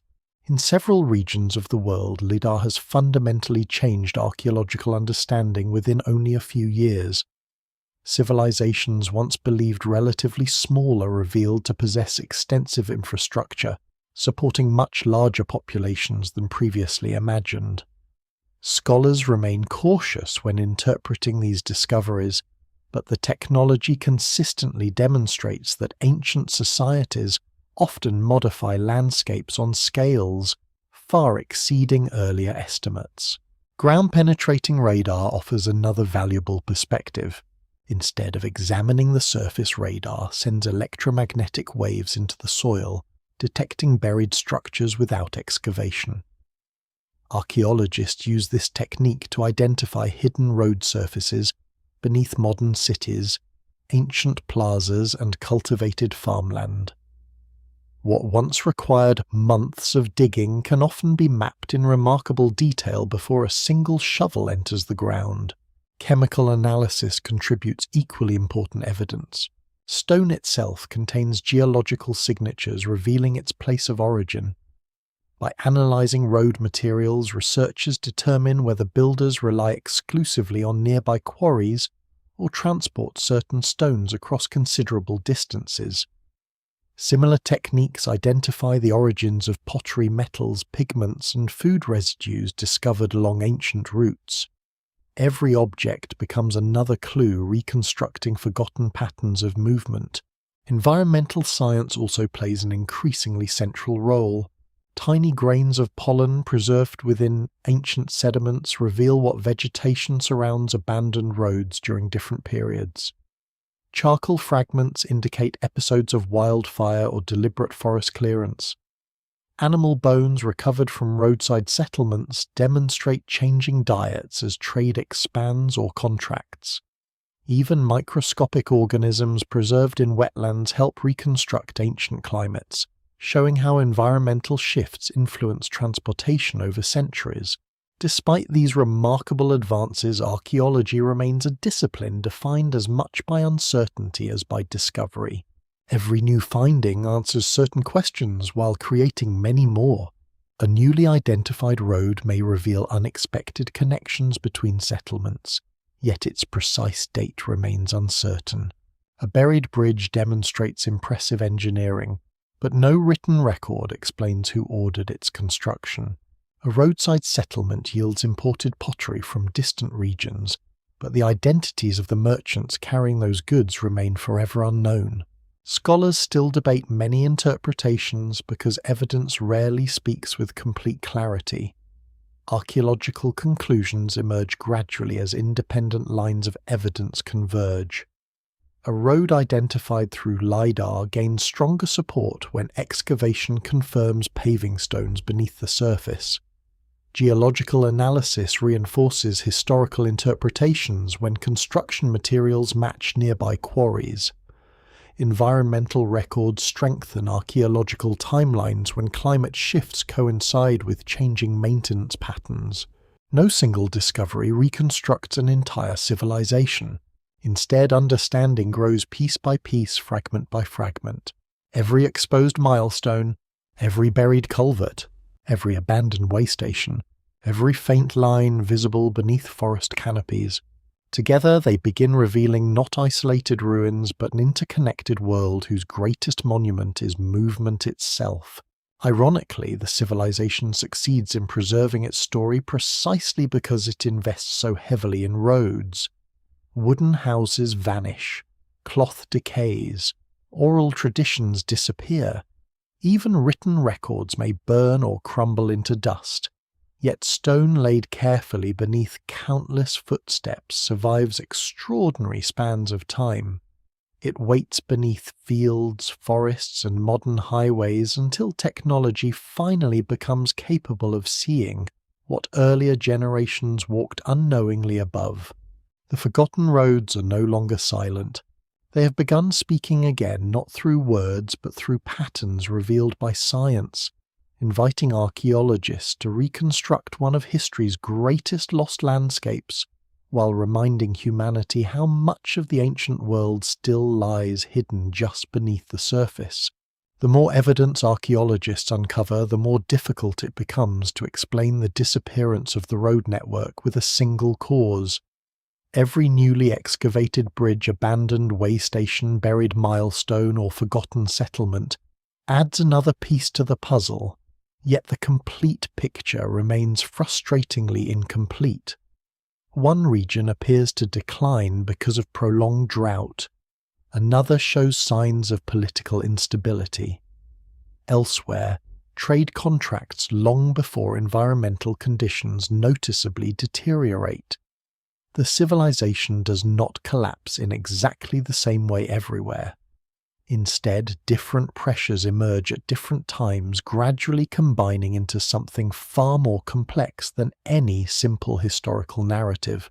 For much of modern history, scholars often searched for dramatic explanations.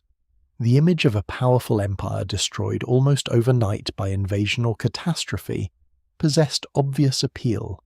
It created clear beginnings and endings, heroic conflicts, and memorable turning points.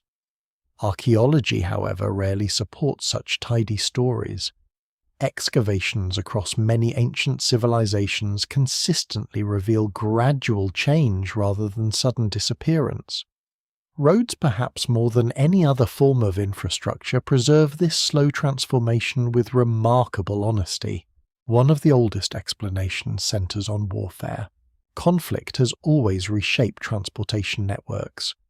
Armies depend upon roads to move soldiers, supplies and equipment efficiently across large territories. During periods of political expansion, well-maintained highways become strategic assets. During periods of civil conflict, however, those same routes may become dangerous corridors, vulnerable to raids, ambushes, or competing military forces. Archaeological evidence occasionally supports this interpretation. Burned settlements, abandoned fortifications, weapon concentrations, and hastily constructed defensive barriers suggest episodes of violence in certain regions. Some bridges appear deliberately damaged, perhaps to slow advancing enemies. Roadside settlements, once thriving with commercial activity, suddenly shrink or disappear after nearby conflicts. Yet warfare alone cannot explain everything. Many sections of the ancient road system show no signs of violent destruction whatsoever. Roads simply fall into disrepair through neglect rather than deliberate demolition.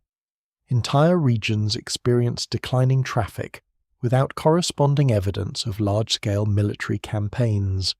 Scholars therefore increasingly view warfare as one contributing factor rather than the universal explanation. Political fragmentation offers another compelling possibility. Large transportation systems require coordination extending across enormous territories. When centralized governments weaken, responsibility for maintaining distant infrastructure often becomes unclear. Local leaders naturally prioritize immediate concerns over repairing highways serving faraway regions. Administrative boundaries shift. Tax systems become less reliable. Long-distance communication slows. None of these changes necessarily destroys roads overnight, but together they gradually reduce the resources available for their maintenance. Evidence supporting political fragmentation appears in changing settlement patterns.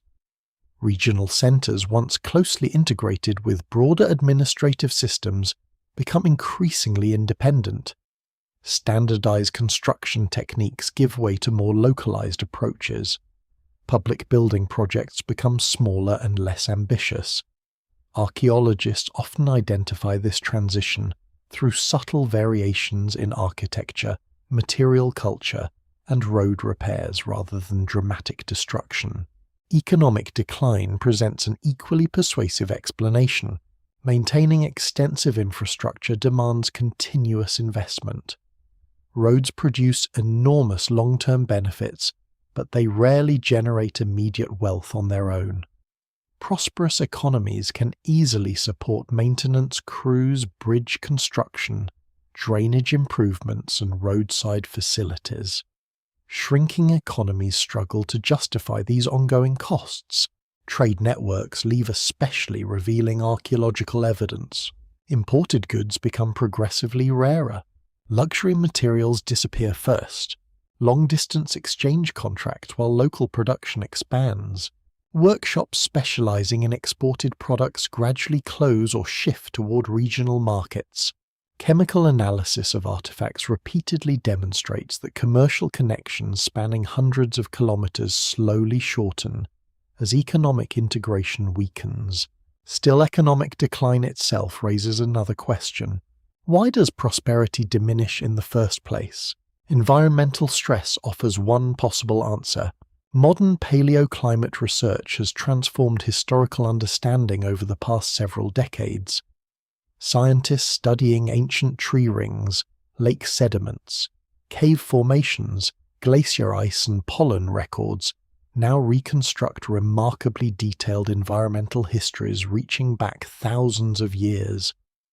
These records reveal that many civilizations experienced significant climatic instability during periods corresponding broadly with archaeological evidence for political and economic change.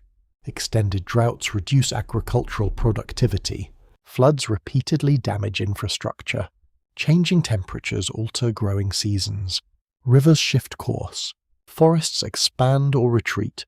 Grasslands gradually become less productive.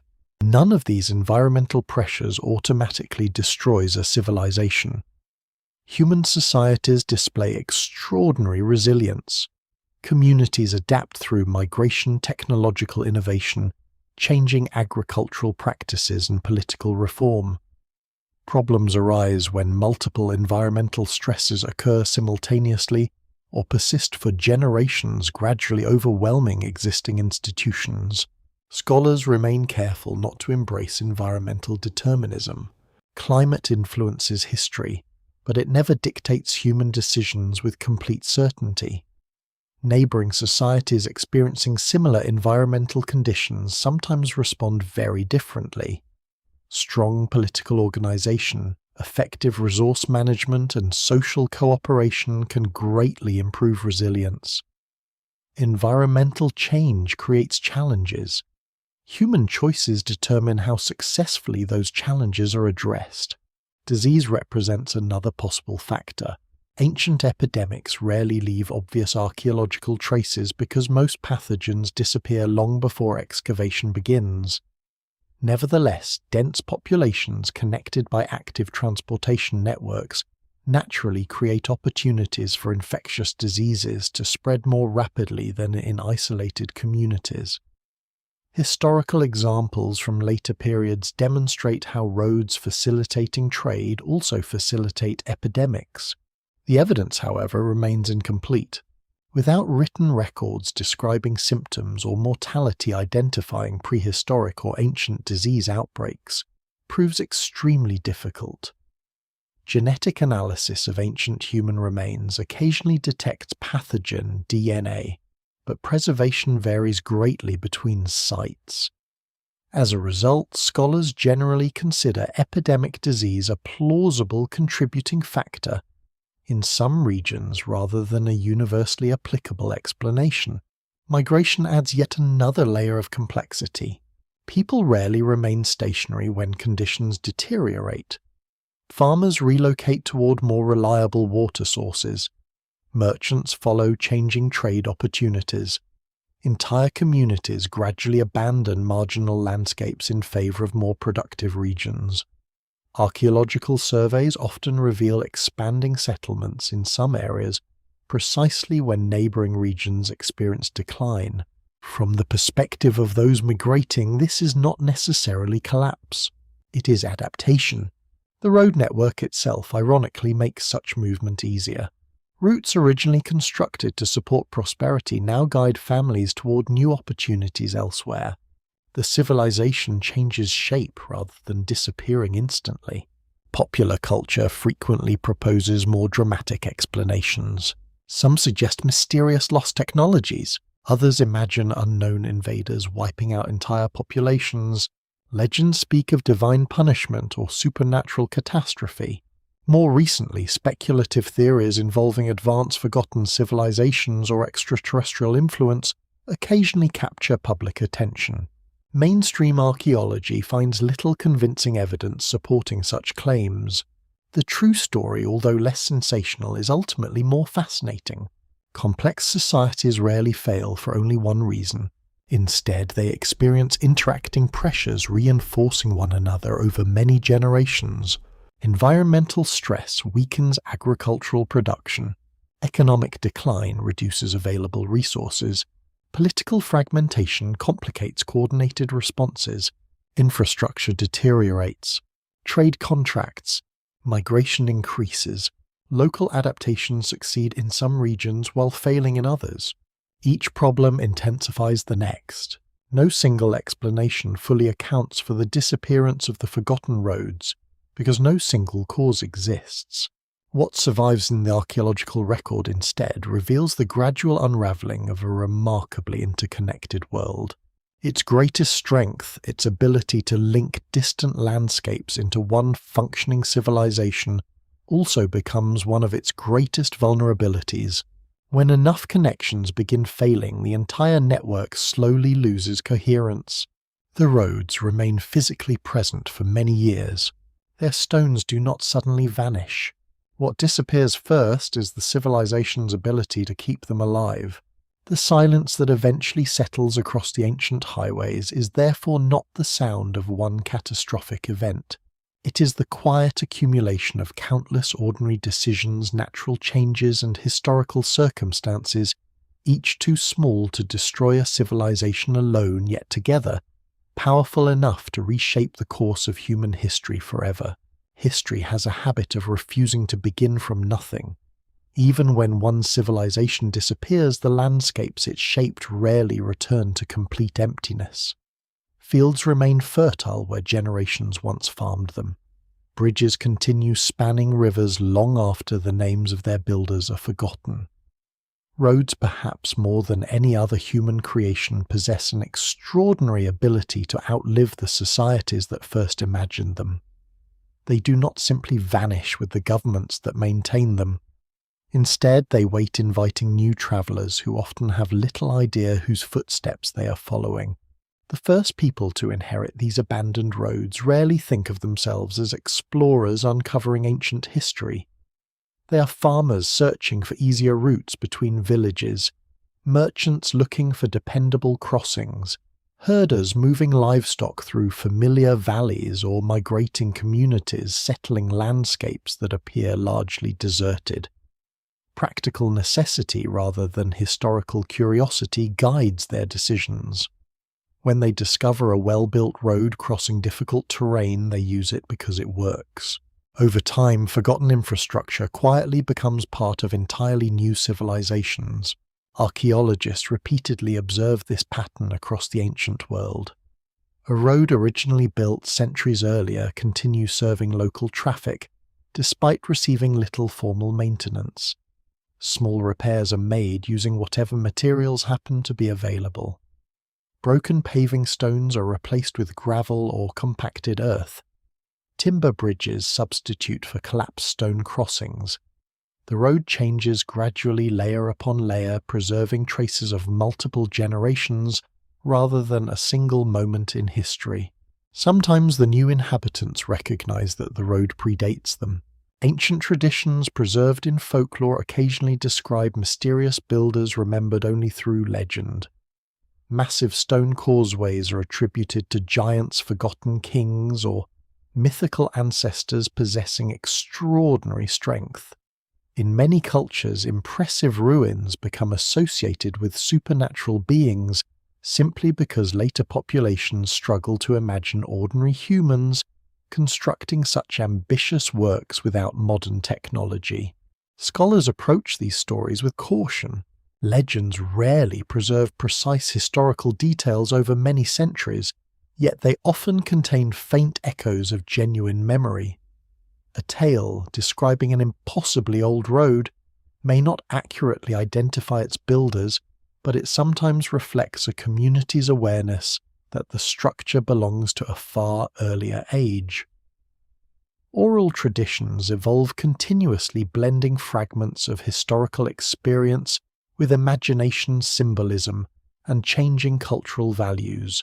As new political powers emerge, they quickly recognize the practical advantages of existing infrastructure. Building an entirely new road network across mountains, forests, and rivers demands enormous resources. Repairing an older route is usually far easier. Consequently, later kingdoms frequently restore sections of forgotten highways rather than abandoning them altogether. Archaeological excavations often reveal multiple phases of construction, with different civilizations adding their own engineering styles atop earlier foundations. This layered history creates fascinating puzzles.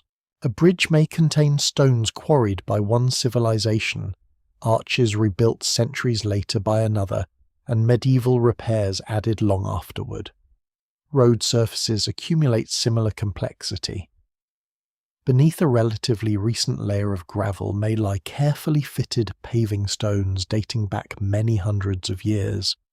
Each generation modifies rather than completely replacing what already exists. The result is a transportation corridor spanning astonishing length of time. Certain routes remain in continuous use for thousands of years. Empires rise and fall, languages disappear, religions spread and transform, borders shift repeatedly, yet travelers continue following essentially the same path because geography still favors that route. Mountain passes remain the easiest crossings. River valleys continue guiding movement. Natural harbours still attract commerce. Human history changes dramatically while the landscape quietly preserves its own logic. Roads also carry ideas across generations. Later civilizations sometimes inherit more than physical infrastructure. Administrative practices, systems of measurement engineering knowledge, and commercial habits occasionally survive through continuous use even after their original cultural context disappears. A bridge repaired repeatedly over centuries may preserve construction principles first developed by engineers whose names have long been forgotten. Archaeological evidence suggests that technical knowledge often spreads indirectly in this way. A craftsman repairing an old retaining wall studies how earlier builders solved similar problems. Stonecutters imitate durable construction methods they observe without necessarily understanding their historical origins. Surveyors continue using practical alignments established generations before. Innovation frequently grows through adaptation rather than complete reinvention. Trade routes evolve similarly. Although long-distance commerce may contract during periods of decline, it rarely disappears entirely. Regional exchange continues. Markets reopen. New political powers encourage movement. Gradually, sections of abandoned road regain importance, though often serving different destinations than before. A highway originally linking ancient administrative centres may later connect medieval market towns or caravan routes, following entirely new economic priorities. Scholars still debate how consciously later civilizations preserve ancient infrastructure. Some evidence suggests deliberate restoration projects recognizing the strategic value of older roads. Elsewhere, reuse appears almost accidental. Communities simply choose the easiest available path without investigating who first created it. The evidence remains incomplete because practical decisions rarely leave detailed written explanations. What survives instead is the remarkable continuity visible within the roads themselves. One particularly intriguing pattern emerges wherever major civilizations overlap geographically. Instead of constructing entirely separate transportation systems, successive societies often share the same corridors while modifying details according to changing needs. Road widths change, bridges are strengthened, drainage systems improve or deteriorate, nearby settlements expand or contract. Yet the overall direction frequently remains astonishingly consistent.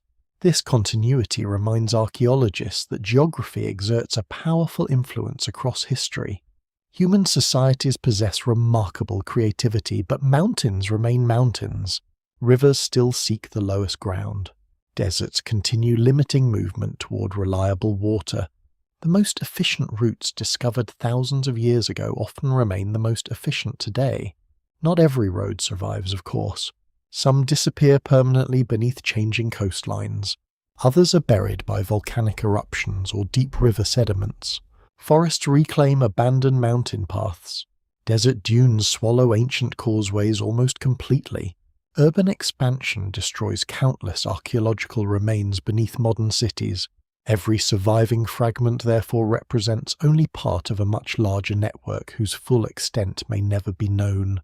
Modern excavation occasionally uncovers extraordinary moments of continuity. Beneath contemporary highways, archaeologists find Roman paving. Below Roman layers lie even older indigenous roads. Under those traces of prehistoric pathways emerge worn into the landscape long before written history begins. Each generation believes it is building something new. Often it is simply adding another chapter to a route already ancient. No single civilization truly owns these roads forever. Each inherits them. Each modifies them. Each depends upon them. Then eventually each passes them forward once again. The forgotten civilization may vanish, but its greatest achievement continues influencing people who never learn its name. Travelers crossing a mountain pass centuries later may admire the engineering without realizing they are walking atop foundations laid by hands separated from them by a millennium. Merchants transporting unfamiliar goods unknowingly follow alignments established by ancient surveyors whose measurements remain astonishingly accurate. Children playing beside an old bridge never imagine that countless generations before them paused in exactly the same place, while beginning journeys across a world that no longer exists. The roads become silent teachers. They demonstrate that civilizations disappear far more completely than landscapes do. Power fades, languages fall silent, kings become anonymous, yet carefully chosen paths continue guiding humanity across the same valleys and mountains, quietly linking distant generations, who will never meet, each believing they have discovered the road for themselves, when in truth they are simply the latest travellers upon one of history's oldest journeys. Not every road survives as stone. Some endure only as stories. Long after the last official map has disappeared and the names of ancient kingdoms have faded from memory, people continue telling tales about mysterious pathways that cross lonely mountains, vanish into forests, or disappear beneath shifting sand. A shepherd points toward an unusually straight ridge and says that giants once walked there. Fishermen speak of an old causeway visible only when the tide retreats farther than usual. Villagers avoid a forgotten road after sunset because they believe unseen travellers still pass along it. Such stories vary enormously from one culture to another, yet they reveal a remarkable truth. Human memory often preserves the existence of ancient places long after their original purpose has been forgotten. Archaeologists treat these traditions carefully. Folklore is not the same as historical evidence. Legends grow and change with every generation, blending fragments of reality with imagination, symbolism, religious belief, and local identity. A tale passed down for centuries cannot be accepted as literal history simply because it survives. At the same time, dismissing every traditional story would ignore a valuable source of cultural memory. In many parts of the world, oral traditions have quietly guided researchers toward archaeological discoveries that might otherwise have remained hidden. Roads occupy a special place within these traditions because they represent movement between familiar and unfamiliar worlds. A village road leading toward neighbouring farms feels ordinary. An ancient highway disappearing over distant mountains inspires something different. It suggests unknown places, forgotten travellers, and destinations beyond everyday experience. As centuries pass and the practical use of these roads declines, mystery naturally replaces familiarity. Place names often preserve the first clues. Across many countries, hills, valleys, rivers, and crossroads still carry names referring to kings. Old roads, hidden cities, stone paths, forgotten bridges, or ancient travellers. Linguists studying these names occasionally identify words surviving from languages that disappeared hundreds or even thousands of years earlier. Although meanings shift over time, certain geographical names prove remarkably durable. A modern village may bear a name whose original language no one nearby has spoken for centuries. Nearby fields might still be called the Old Road. A forest clearing may retain a title meaning the Stone Crossing. Such names do not prove specific historical events, but they frequently encourage archaeologists to investigate landscapes that written records overlook. Legends surrounding abandoned roads often share striking similarities despite emerging in widely separated cultures. Many describe roads built by supernatural beings in impossibly short periods. Others claim mysterious builders disappeared without explanation after completing their work. Some traditions insist that ancient highways connect sacred mountains, hidden cities, or entrances to the underworld. Although these stories differ in detail, they often reflect genuine astonishment at engineering achievements whose true origins have been forgotten. Without knowledge of ancient surveying techniques or organized labor systems, later generations naturally seek extraordinary explanations for extraordinary structures. Religious traditions also reshape forgotten roads. A route originally serving merchants may gradually become associated with pilgrimage. Ancient roadside shrines are replaced by newer places of worship, honoring different beliefs while preserving the same sacred location. Crossroads acquire reputations as spiritually significant places where important decisions are made. Certain springs beside old roads remain destinations for ritual visits long after the civilization that first developed them has vanished. Archaeological excavations frequently reveal this remarkable continuity. One sacred site succeeds another. One belief system replaces the previous one. Yet the location itself continues attracting people across centuries. Roads contribute to this persistence because they naturally concentrate movement. Places visited repeatedly for practical reasons often acquire cultural and spiritual importance as well. Seasonal festivals sometimes preserve similar echoes. Communities gather annually at crossroads or ancient bridges without fully remembering why those locations became important in the first place. Markets coincide with traditional celebrations. Ceremonial processions follow routes established generations earlier. Participants understand the customs, but not always their original historical purpose. Cultural memory survives through practice even when explanation gradually fades. Modern archaeology occasionally uncovers fascinating connections between folklore and physical evidence. A local legend describing an old king's road may lead researchers to buried paving stones beneath nearby farmland. Stories about hidden wells sometimes correspond with forgotten roadside water sources revealed through excavation. Traditions warning travelers away from unstable hillsides occasionally preserve practical knowledge about landslide-prone landscapes that ancient engineers also sought to avoid. Scholars remain cautious. Not every legend conceals archaeological truth. Many arise entirely from imagination or later historical events. Confirmation requires independent evidence through excavation survey, environmental analysis, or historical comparison. The evidence remains incomplete in countless cases, reminding researchers that coincidence can sometimes appear remarkably persuasive. Popular culture often blurs these important distinctions. Television programs, novels, and internet discussions sometimes present folklore as though it were direct historical testimony. Ancient roads become associated with lost treasures, secret societies, supernatural guardians, or advanced forgotten civilizations possessing mysterious knowledge beyond conventional archaeology. Such ideas capture public imagination because they transform ordinary infrastructure into dramatic adventure. Yet the genuine archaeological story is no less remarkable. Human beings, using the tools and knowledge available in their own time, construct transportation systems so durable that later generations struggle to believe ordinary people accomplished them. That achievement requires no supernatural explanation. Memory itself becomes one of the greatest mysteries. Why do certain places remain culturally significant while others disappear entirely? Why does one forgotten bridge survive in local storytelling, while another equally impressive structure leaves no trace within collective memory? Scholars suggest many possible influences. Roads that remain partially usable continue attracting attention. Monuments visible above ground naturally inspire stories more readily than buried remains. Locations associated with repeated gatherings preserve traditions more effectively than isolated stretches of abandoned highway.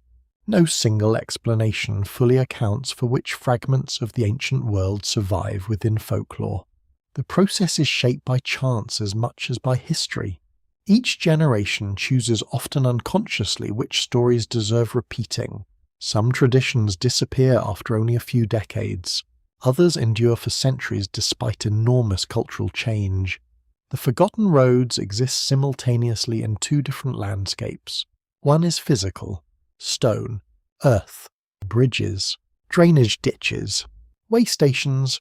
The other is invisible, names spoken aloud, stories told beside evening fires, warnings passed from grandparents to grandchildren, festivals returning each year, memories detached from their original meanings yet still guiding people toward places that mattered long ago.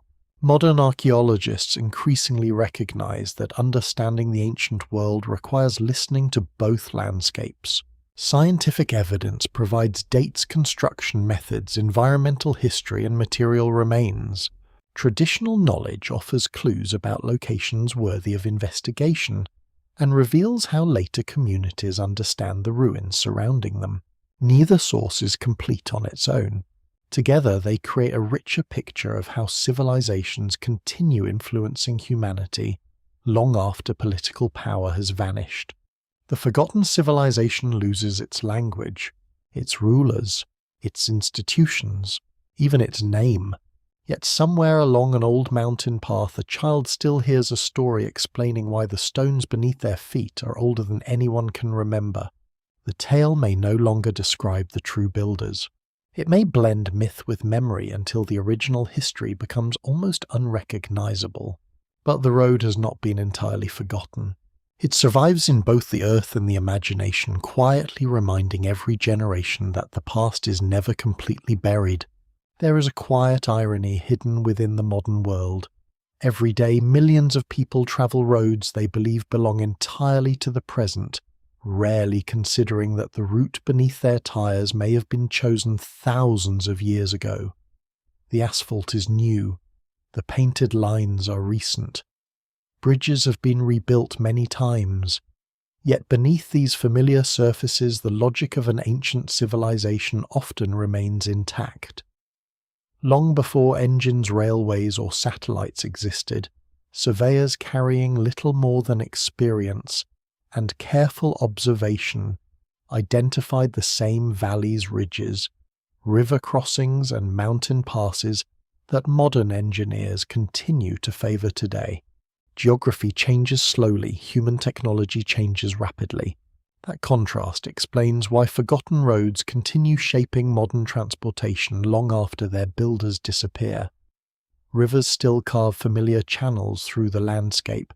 Steep mountain ranges still concentrate movement into a handful of practical passes. Wetlands continue limiting travel until substantial engineering overcomes them.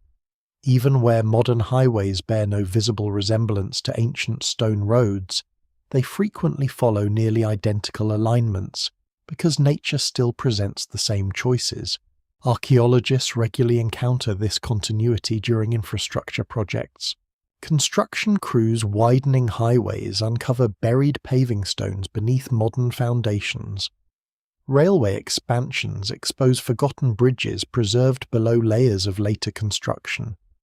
Pipelines crossing remote landscapes reveal ancient embankments invisible from the surface. What appears to be entirely contemporary development often becomes an unexpected archaeological excavation. Such discoveries occasionally delay major projects, but they also transform historical understanding.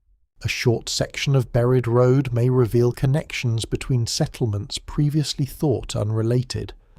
Excavated milestones can confirm the existence of transportation corridors known only from fragmentary historical references. Roadside artifacts help date periods of expansion, decline, and renewed occupation across entire regions. Urban landscapes preserve especially fascinating examples. Many historic cities continue growing upon foundations established centuries or even millennia earlier. Streets winding through old districts often follow alignments determined long before the surrounding buildings were constructed. Modern intersections sometimes occupy locations where ancient roads converged because those meeting points remained practical through successive generations of urban growth. In several parts of the world, archaeologists have discovered multiple transportation systems layered directly above one another. A contemporary boulevard rests upon a medieval street. Beneath the medieval surface lies an older imperial road. Under that survives an even earlier pathway worn into the landscape during prehistory. Each generation modifies the surface while preserving the underlying direction. To modern pedestrians, the street appears entirely ordinary. Yet beneath every step lies a compressed history of movement stretching back thousands of years. Rural landscapes reveal continuity differently. Country lanes bordered by hedgerows frequently trace ancient field boundaries, established by civilizations whose names have long disappeared. Farm tracks crossing open plains may follow prehistoric migration routes, originally created by repeated human and animal movement. Even isolated hiking trails sometimes preserve sections of forgotten highways once carrying merchants, officials, and pilgrims across remarkably long distances. Environmental scientists have begun contributing valuable insights into this continuity. Ancient roads influence modern ecosystems in unexpected ways. Raised embankments alter natural drainage patterns. Stone foundations create distinctive soil conditions supporting different plant communities. Old roadside ditches become habitats for insects, amphibians, and small mammals. Trees growing along abandoned transportation corridors sometimes preserve unusual genetic diversity, because generations of travelers unknowingly disperse seeds over great distances. Thus, infrastructure built for human movement continues shaping natural environments centuries after its original purpose disappears. Agriculture also reflects ancient decisions. Fields cultivated today occasionally follow property boundaries established during forgotten periods of organized land management. Irrigation channels connected to abandoned roads continue supplying water to nearby farmland after repeated modification by successive communities. Farmers adapting landscapes to modern needs unknowingly preserve patterns first imposed by distant ancestors. Technology has dramatically expanded researchers' ability to recognize these hidden continuities. Digital mapping allows archaeologists to compare ancient road alignments with modern transportation networks on an unprecedented scale. Geographic information systems combine satellite imagery, historical maps, topographic models, and excavation records into comprehensive visual databases. Patterns that once required decades of fieldwork now emerge within hours of careful analysis. These comparisons repeatedly reveal an astonishing fact. Many major transportation corridors remain fundamentally unchanged despite thousands of years of technological progress. The vehicles evolve, the surfaces improve, travel speeds increase beyond anything ancient engineers could imagine. Yet the landscape continues guiding human movement along remarkably familiar paths. This realization carries important lessons for contemporary planning. Modern engineers often believe advanced technology frees humanity from geographical constraints. Tunnels pierce mountains, suspension bridges span enormous rivers, elevated highways cross wetlands once considered impassable. Even so, construction costs remain heavily influenced by the same natural features ancient builders confronted centuries earlier. The forgotten civilization understood something still true today. Successful infrastructure works with geography whenever possible rather than constantly attempting to defeat it. Scholars still debate how consciously modern societies preserve these ancient alignments. In some cases, historical records clearly document continuous road use across many centuries. Elsewhere, continuity appears almost accidental. An abandoned Roman road becomes a medieval path. The medieval path evolves into a coaching route. The coaching route becomes a paved highway. At no point does anyone deliberately preserve ancient history. Each generation simply selects the most practical available route. The cumulative result is extraordinary. The forgotten civilization continues influencing millions of daily journeys without most travelers ever realizing it. Cultural landscapes preserve similar traces. Tourist routes frequently follow ancient pilgrimage roads. National borders occasionally coincide with long-established transportation corridors because political boundaries naturally develop around strategic routes. Entire regional economies remain shaped by geographical connections first strengthened through ancient infrastructure. What survives in the record suggests that roads possess an unusual form of historical endurance. Palaces become ruins, temples lose their worshippers, fortifications crumble, roads continue inviting movement. Even damaged, overgrown, or partially buried roads encourage later generations to repair rather than abandon them completely, because the underlying route remains useful. There is also an unexpected emotional dimension to this continuity. Standing beside a modern highway, it is easy to imagine history as something safely separated from everyday life, confined within museums and archaeological sites. The reality is quite different. History often lies directly beneath ordinary routines.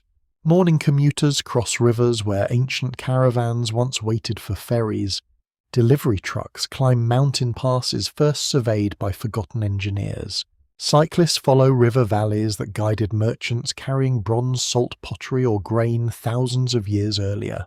Everyday movement quietly overlaps with journeys separated by immense stretches of time. No single explanation fully accounts for why certain ancient roads survive while others disappear completely. Population growth, environmental stability, political continuity, economic necessity, and simple chance all contribute. Yet wherever continuity persists, it reminds humanity that civilizations rarely vanish without leaving practical legacies behind. The forgotten builders no longer govern these landscapes. Their language is silent.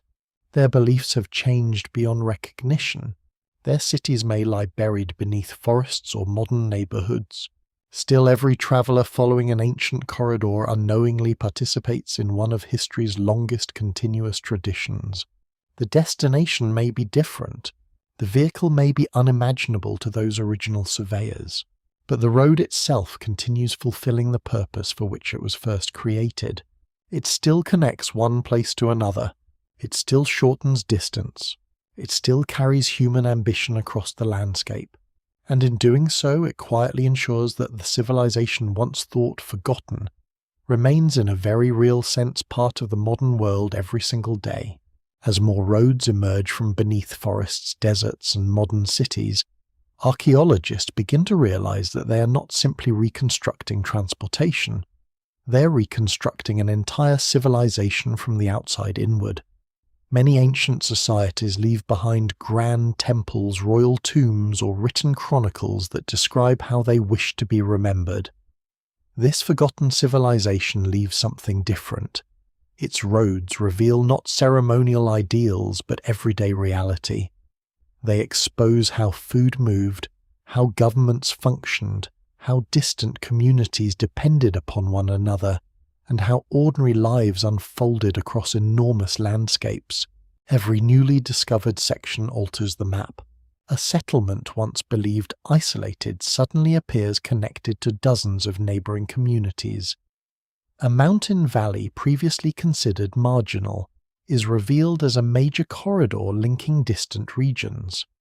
A seemingly insignificant village turns out to occupy one of the busiest intersections in the entire network.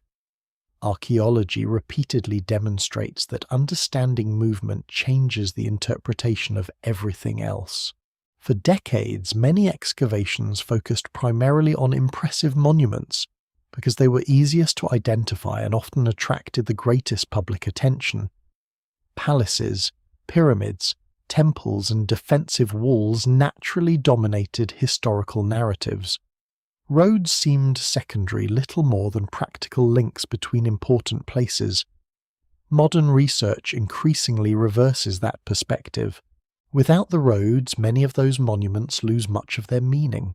A monumental temple required workers, stone timber food, and skilled craftsmen arriving from many different regions. A royal capital depended upon grain harvested far beyond its immediate surroundings. Military garrisons needed constant supplies. Markets flourished only because merchants could reach them. Infrastructure quietly supported every visible achievement. Researchers now combine evidence from multiple scientific disciplines with unprecedented precision. Archaeologists excavate buried road surfaces. Geologists reconstruct ancient landscapes. Paleoclimatologists study changing environmental conditions. Botanists identify pollen preserved within sediments. Zooarchaeologists analyze animal remains transported through trade. Chemists trace the origins of metals, ceramics, pigments, and stone. Digital specialists create three-dimensional reconstructions integrating discoveries from thousands of individual sites. None of these fields alone can explain the civilization. Together they begin revealing an increasingly detailed picture.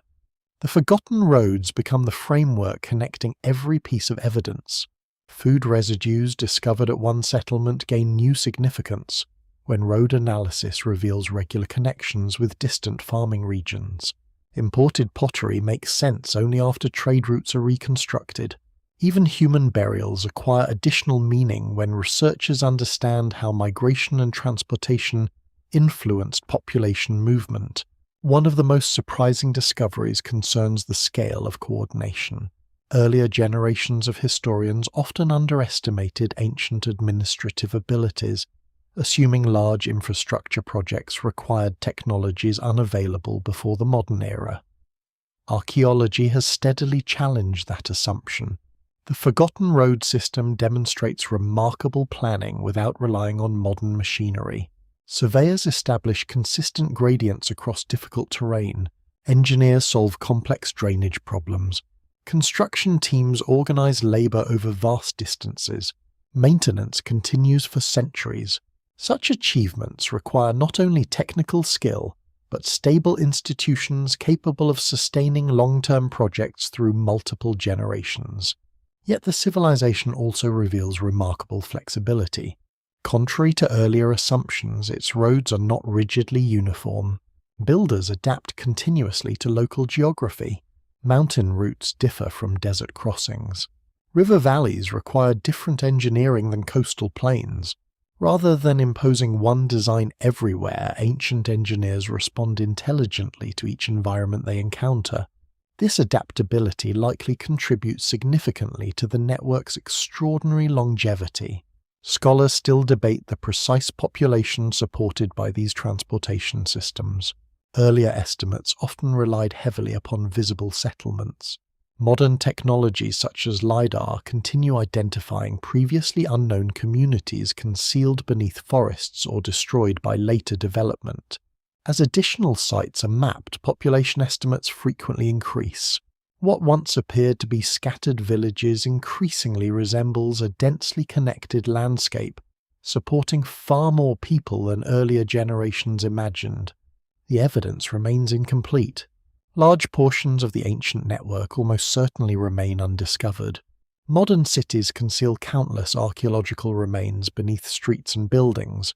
Agriculture has erased subtle surface features across enormous areas. Coastal erosion, river migration, volcanic activity, and earthquakes have permanently destroyed sections beyond recovery. Every map produced today therefore represents only the best current approximation rather than a final answer. This uncertainty is not a weakness. It is one of archaeology's greatest strengths. Researchers continuously revise earlier interpretations when new evidence appears. Ideas once accepted confidently may change after a single excavation reveals unexpected information. Ancient history is not a fixed story carved permanently into stone. It is an ongoing investigation. The Forgotten Roads illustrate this process perfectly. Each discovery expands understanding while exposing fresh mysteries. A newly identified bridge raises questions about nearby settlements. An abandoned way station suggests additional routes still waiting beneath surrounding forests. Unexpected imported artifacts hint at commercial relationships extending farther than previously believed. Every answer naturally leads toward another question. Modern technology promises even greater discoveries ahead. Artificial intelligence assists researchers in identifying subtle patterns across enormous data sets. Satellite imagery improves each year. Ground-penetrating radar becomes increasingly precise. Environmental DNA recovered from ancient sediments may eventually reveal information about plants, animals, and human activity previously considered impossible to reconstruct. Scientific progress does not eliminate mystery. Instead, it allows more sophisticated questions to be asked. Popular imagination often pictures archaeology as a search for spectacular lost cities. The Forgotten Road suggests something quieter, yet ultimately more profound. History survives not only through extraordinary places but through ordinary movement. Countless anonymous travelers leave no written records. Their names disappear. Their faces are forgotten. Yet every journey contributes to the gradual shaping of civilization. A merchant carrying salt, a child walking beside family livestock, a messenger delivering administrative orders, a pilgrim traveling toward a distant sanctuary, a mason transporting tools for bridge repairs. Together, these ordinary lives create the patterns archaeologists uncover thousands of years later. The civilization becomes visible because millions of routine decisions accumulate across generations. No emperor alone builds the roads. No single engineer surveys every valley. No individual maintains the network. Its true achievement belongs collectively to countless people whose individual stories rarely survive. Perhaps that explains why the roads continue inspiring such fascination today. They represent cooperation on a scale rarely visible through monuments alone. Every carefully placed stone reflects trust that future travelers, most of whom the builders will never meet, will benefit from their work. It is an investment in strangers, a belief that tomorrow's society deserves the effort required today. The forgotten civilization may have vanished politically. Its rulers are lost, its language largely silent, its institutions dissolved, yet its greatest lesson remains surprisingly modern. Complex societies succeed not merely through wealth or military power, but through the invisible systems connecting ordinary people across great distances. Roads carry more than commerce. They carry relationships, knowledge, responsibility, opportunity. And when those connections weaken, even the strongest civilizations gradually lose the unity that once allowed them to flourish. The ancient highways, therefore, reveal far more than where people traveled. They reveal how an entire civilization understood itself as countless communities linked together through shared movement across a changing landscape. That understanding, patiently reconstructed from buried stone and forgotten paths, brings humanity closer than ever before to recovering a world once thought permanently lost. The last surviving road is not necessarily the best preserved. It may be nothing more than a faint ridge crossing an open field, a broken line of weathered stones disappearing beneath woodland, or a barely visible embankment stretching across an empty desert. To most people it seems insignificant, another forgotten feature of an ancient landscape. Yet to those who study it carefully, this final fragment contains the same message carried by every road before it. A civilization once stood here not because of the monuments it built, but because of the countless journeys that connected its people into something larger than themselves. The remarkable thing about ancient roads is that they refuse to tell a simple story. They are evidence of ambition, but also of restraint. They reveal extraordinary engineering, yet they follow the quiet logic of rivers, valleys, and mountains rather than attempting to conquer nature completely.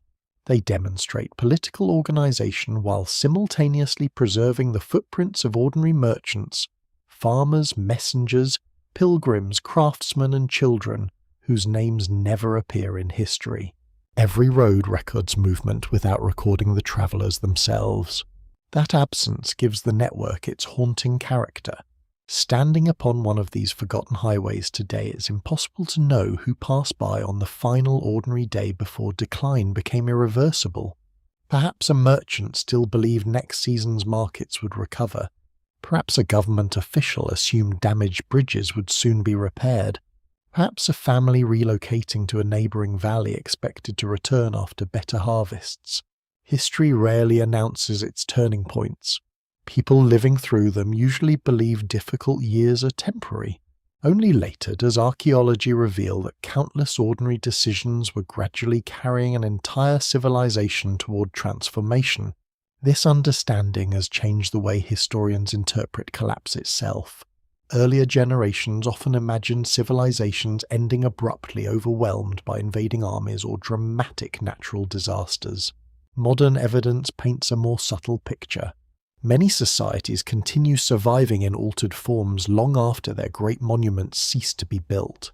Communities adapt, trade contracts, political systems fragment, populations relocate, roads receive fewer repairs each year. The world changes without completely disappearing. The forgotten civilization almost certainly experiences such a transition. Its people do not vanish overnight. Many become ancestors of later communities. Some migrate elsewhere. Others remain where they have always lived, adapting to new political realities. while continuing to cultivate familiar fields. The civilization fades because the connections that once unified it gradually weaken. Its identity dissolves before its population does. The roads preserve this distinction with remarkable clarity. They remain physically present even after the institutions responsible for maintaining them disappear. Stone outlasts administration, engineering outlasts governments, geography outlaws empires. Perhaps that is why archaeologists are drawn repeatedly to transportation networks rather than only to palaces or temples. Roads reveal civilizations functioning rather than merely celebrating themselves. They expose practical cooperation across immense distances. Every bridge implies trust that travelers will continue coming. Every way station assumes tomorrow's journey matters just as much as today's. Every carefully drained embankment reflects confidence that future generations deserve reliable passage. Those investments speak across thousands of years. Modern society often measures progress through speed. Aircraft cross continents within hours. Digital messages circle the planet almost instantly. Highways carry more traffic in a single day than ancient roads might experience in months. Yet beneath these astonishing differences, the essential purpose remains unchanged. Human beings still build connections because isolation limits possibility. Trade still depends upon reliable movement. Knowledge still spreads through networks. Communities still flourish when distances become easier to cross. The forgotten civilization recognized this truth with the tools available in its own age. Its engineers possessed neither engines nor satellites. They relied upon observation, patience, experience, and collective effort. Their achievements remind us that sophisticated thinking does not belong exclusively to the modern world. Intelligence leaves many kinds of monuments. Sometimes the greatest monument is simply a road that continues guiding travelers long after its builders have been forgotten. Scholars will undoubtedly continue revising this story. New excavations will expose additional settlements. Improved satellite imagery will identify hidden corridors beneath forests and deserts. Environmental studies will refine chronologies of climate change. Fresh discoveries may overturn conclusions that seem convincing today. The evidence remains incomplete, and no single explanation fully accounts for every stage of the civilization's rise, expansion, and decline. That uncertainty is not disappointing. It is an invitation. Every unanswered question encourages another generation of researchers to continue looking beneath familiar landscapes for forgotten patterns. Every buried milestone still waiting beneath cultivated fields has the potential to reshape historical understanding. Every newly discovered bridge may connect pieces of a puzzle assembled patiently across decades of investigation. The civilization is not returning. Its cities will never again echo with the voices of their original inhabitants. Its markets will never reopen exactly as they once were. Its officials will never walk those roads carrying messages between distant provinces. Time moves in only one direction, yet remembrance moves differently. Each archaeological discovery restores another small fragment of a world that once seemed permanently beyond recovery. The roads accomplish something remarkable. They bridge not only valleys and rivers, but also centuries. They allow modern humanity to walk almost literally beside people separated from us by immense stretches of time. The distance between past and present becomes surprisingly short when the same path continues serving both. The forgotten civilization therefore leaves behind more than ruined infrastructure. It leaves a way of seeing history. Instead of imagining ancient societies as isolated collections of monuments, we begin recognizing them as living networks sustained by cooperation, movement, and shared purpose. Their greatest achievements are not always the structures reaching highest into the sky. Sometimes they are the quiet lines stretching across the earth, carrying ordinary people toward extraordinary futures. Those lines still exist. Some lie beneath forests where laser scanners patiently reveal them once more. Some remain hidden below modern cities waiting for future excavations. Others continue carrying traffic every day beneath fresh layers of asphalt unnoticed by those traveling above. Together, they remind us that civilizations are remembered not only by what they build, but by how they connect people across landscapes, generations, and time itself. The roads grow quieter as the centuries pass, but they never truly disappear. Wind carries dust across their worn surfaces. Rain settles into ancient drainage channels, still doing the work they were designed to perform, long after the hands that shaped them have turned to earth. Moss slowly spreads between carefully placed stones. Roots search patiently through forgotten foundations. Nature does not erase the work of the civilization in a single sweeping gesture. Instead, it folds the roads gently back into the landscape, allowing them to become part of hillsides, forests, valleys, and deserts once again. From above, the patterns remain. Straight lines crossing impossible terrain, gentle curves following rivers with remarkable precision, causeways rising above wetlands where generations of travelers once passed. They remind us that every civilization is measured not only by its monuments, but also by the invisible connections that allow ordinary life to flourish. Markets, families, harvests, ideas, and friendships all depend upon paths that bring people together. Perhaps that is why forgotten roads possess such quiet power. They were never built to impress distant generations. Their purpose was practical. They existed so tomorrow's journey would be a little easier than today's. Every bridge represented confidence that someone would need to cross the river in the future. Every repaired surface reflected faith that another traveller would eventually arrive. The builders rarely expected their names to survive. They simply believed the road itself should endure. Today, archaeologists continue uncovering these hidden pathways beneath forests, fields, and modern cities. Each newly discovered section adds another thread to a story that once seemed permanently lost. The evidence remains incomplete, and many questions will likely remain unanswered. Entire stretches of the network may still lie buried beneath farmland, submerged beneath lakes, or hidden beneath expanding towns. Yet even these gaps have their own quiet beauty. They remind us that history is never completely finished. Every generation has the opportunity to rediscover another forgotten piece. In the end, the greatest legacy of the lost roads is not the stone beneath our feet. It is the idea they represent. Civilizations rise because people learn to connect with one another across distance. They flourish through cooperation, shared knowledge, and patient effort repeated over countless ordinary days. And when those connections begin to fade, even the strongest societies become fragile. Somewhere beneath a modern highway, beneath a quiet woodland trail, or beneath an open field where crops sway gently in the wind, another forgotten road still waits. Silent, patient, and enduring, it continues pointing toward a world that has vanished, while quietly reminding us that every journey we make today is built upon journeys that began long before our own.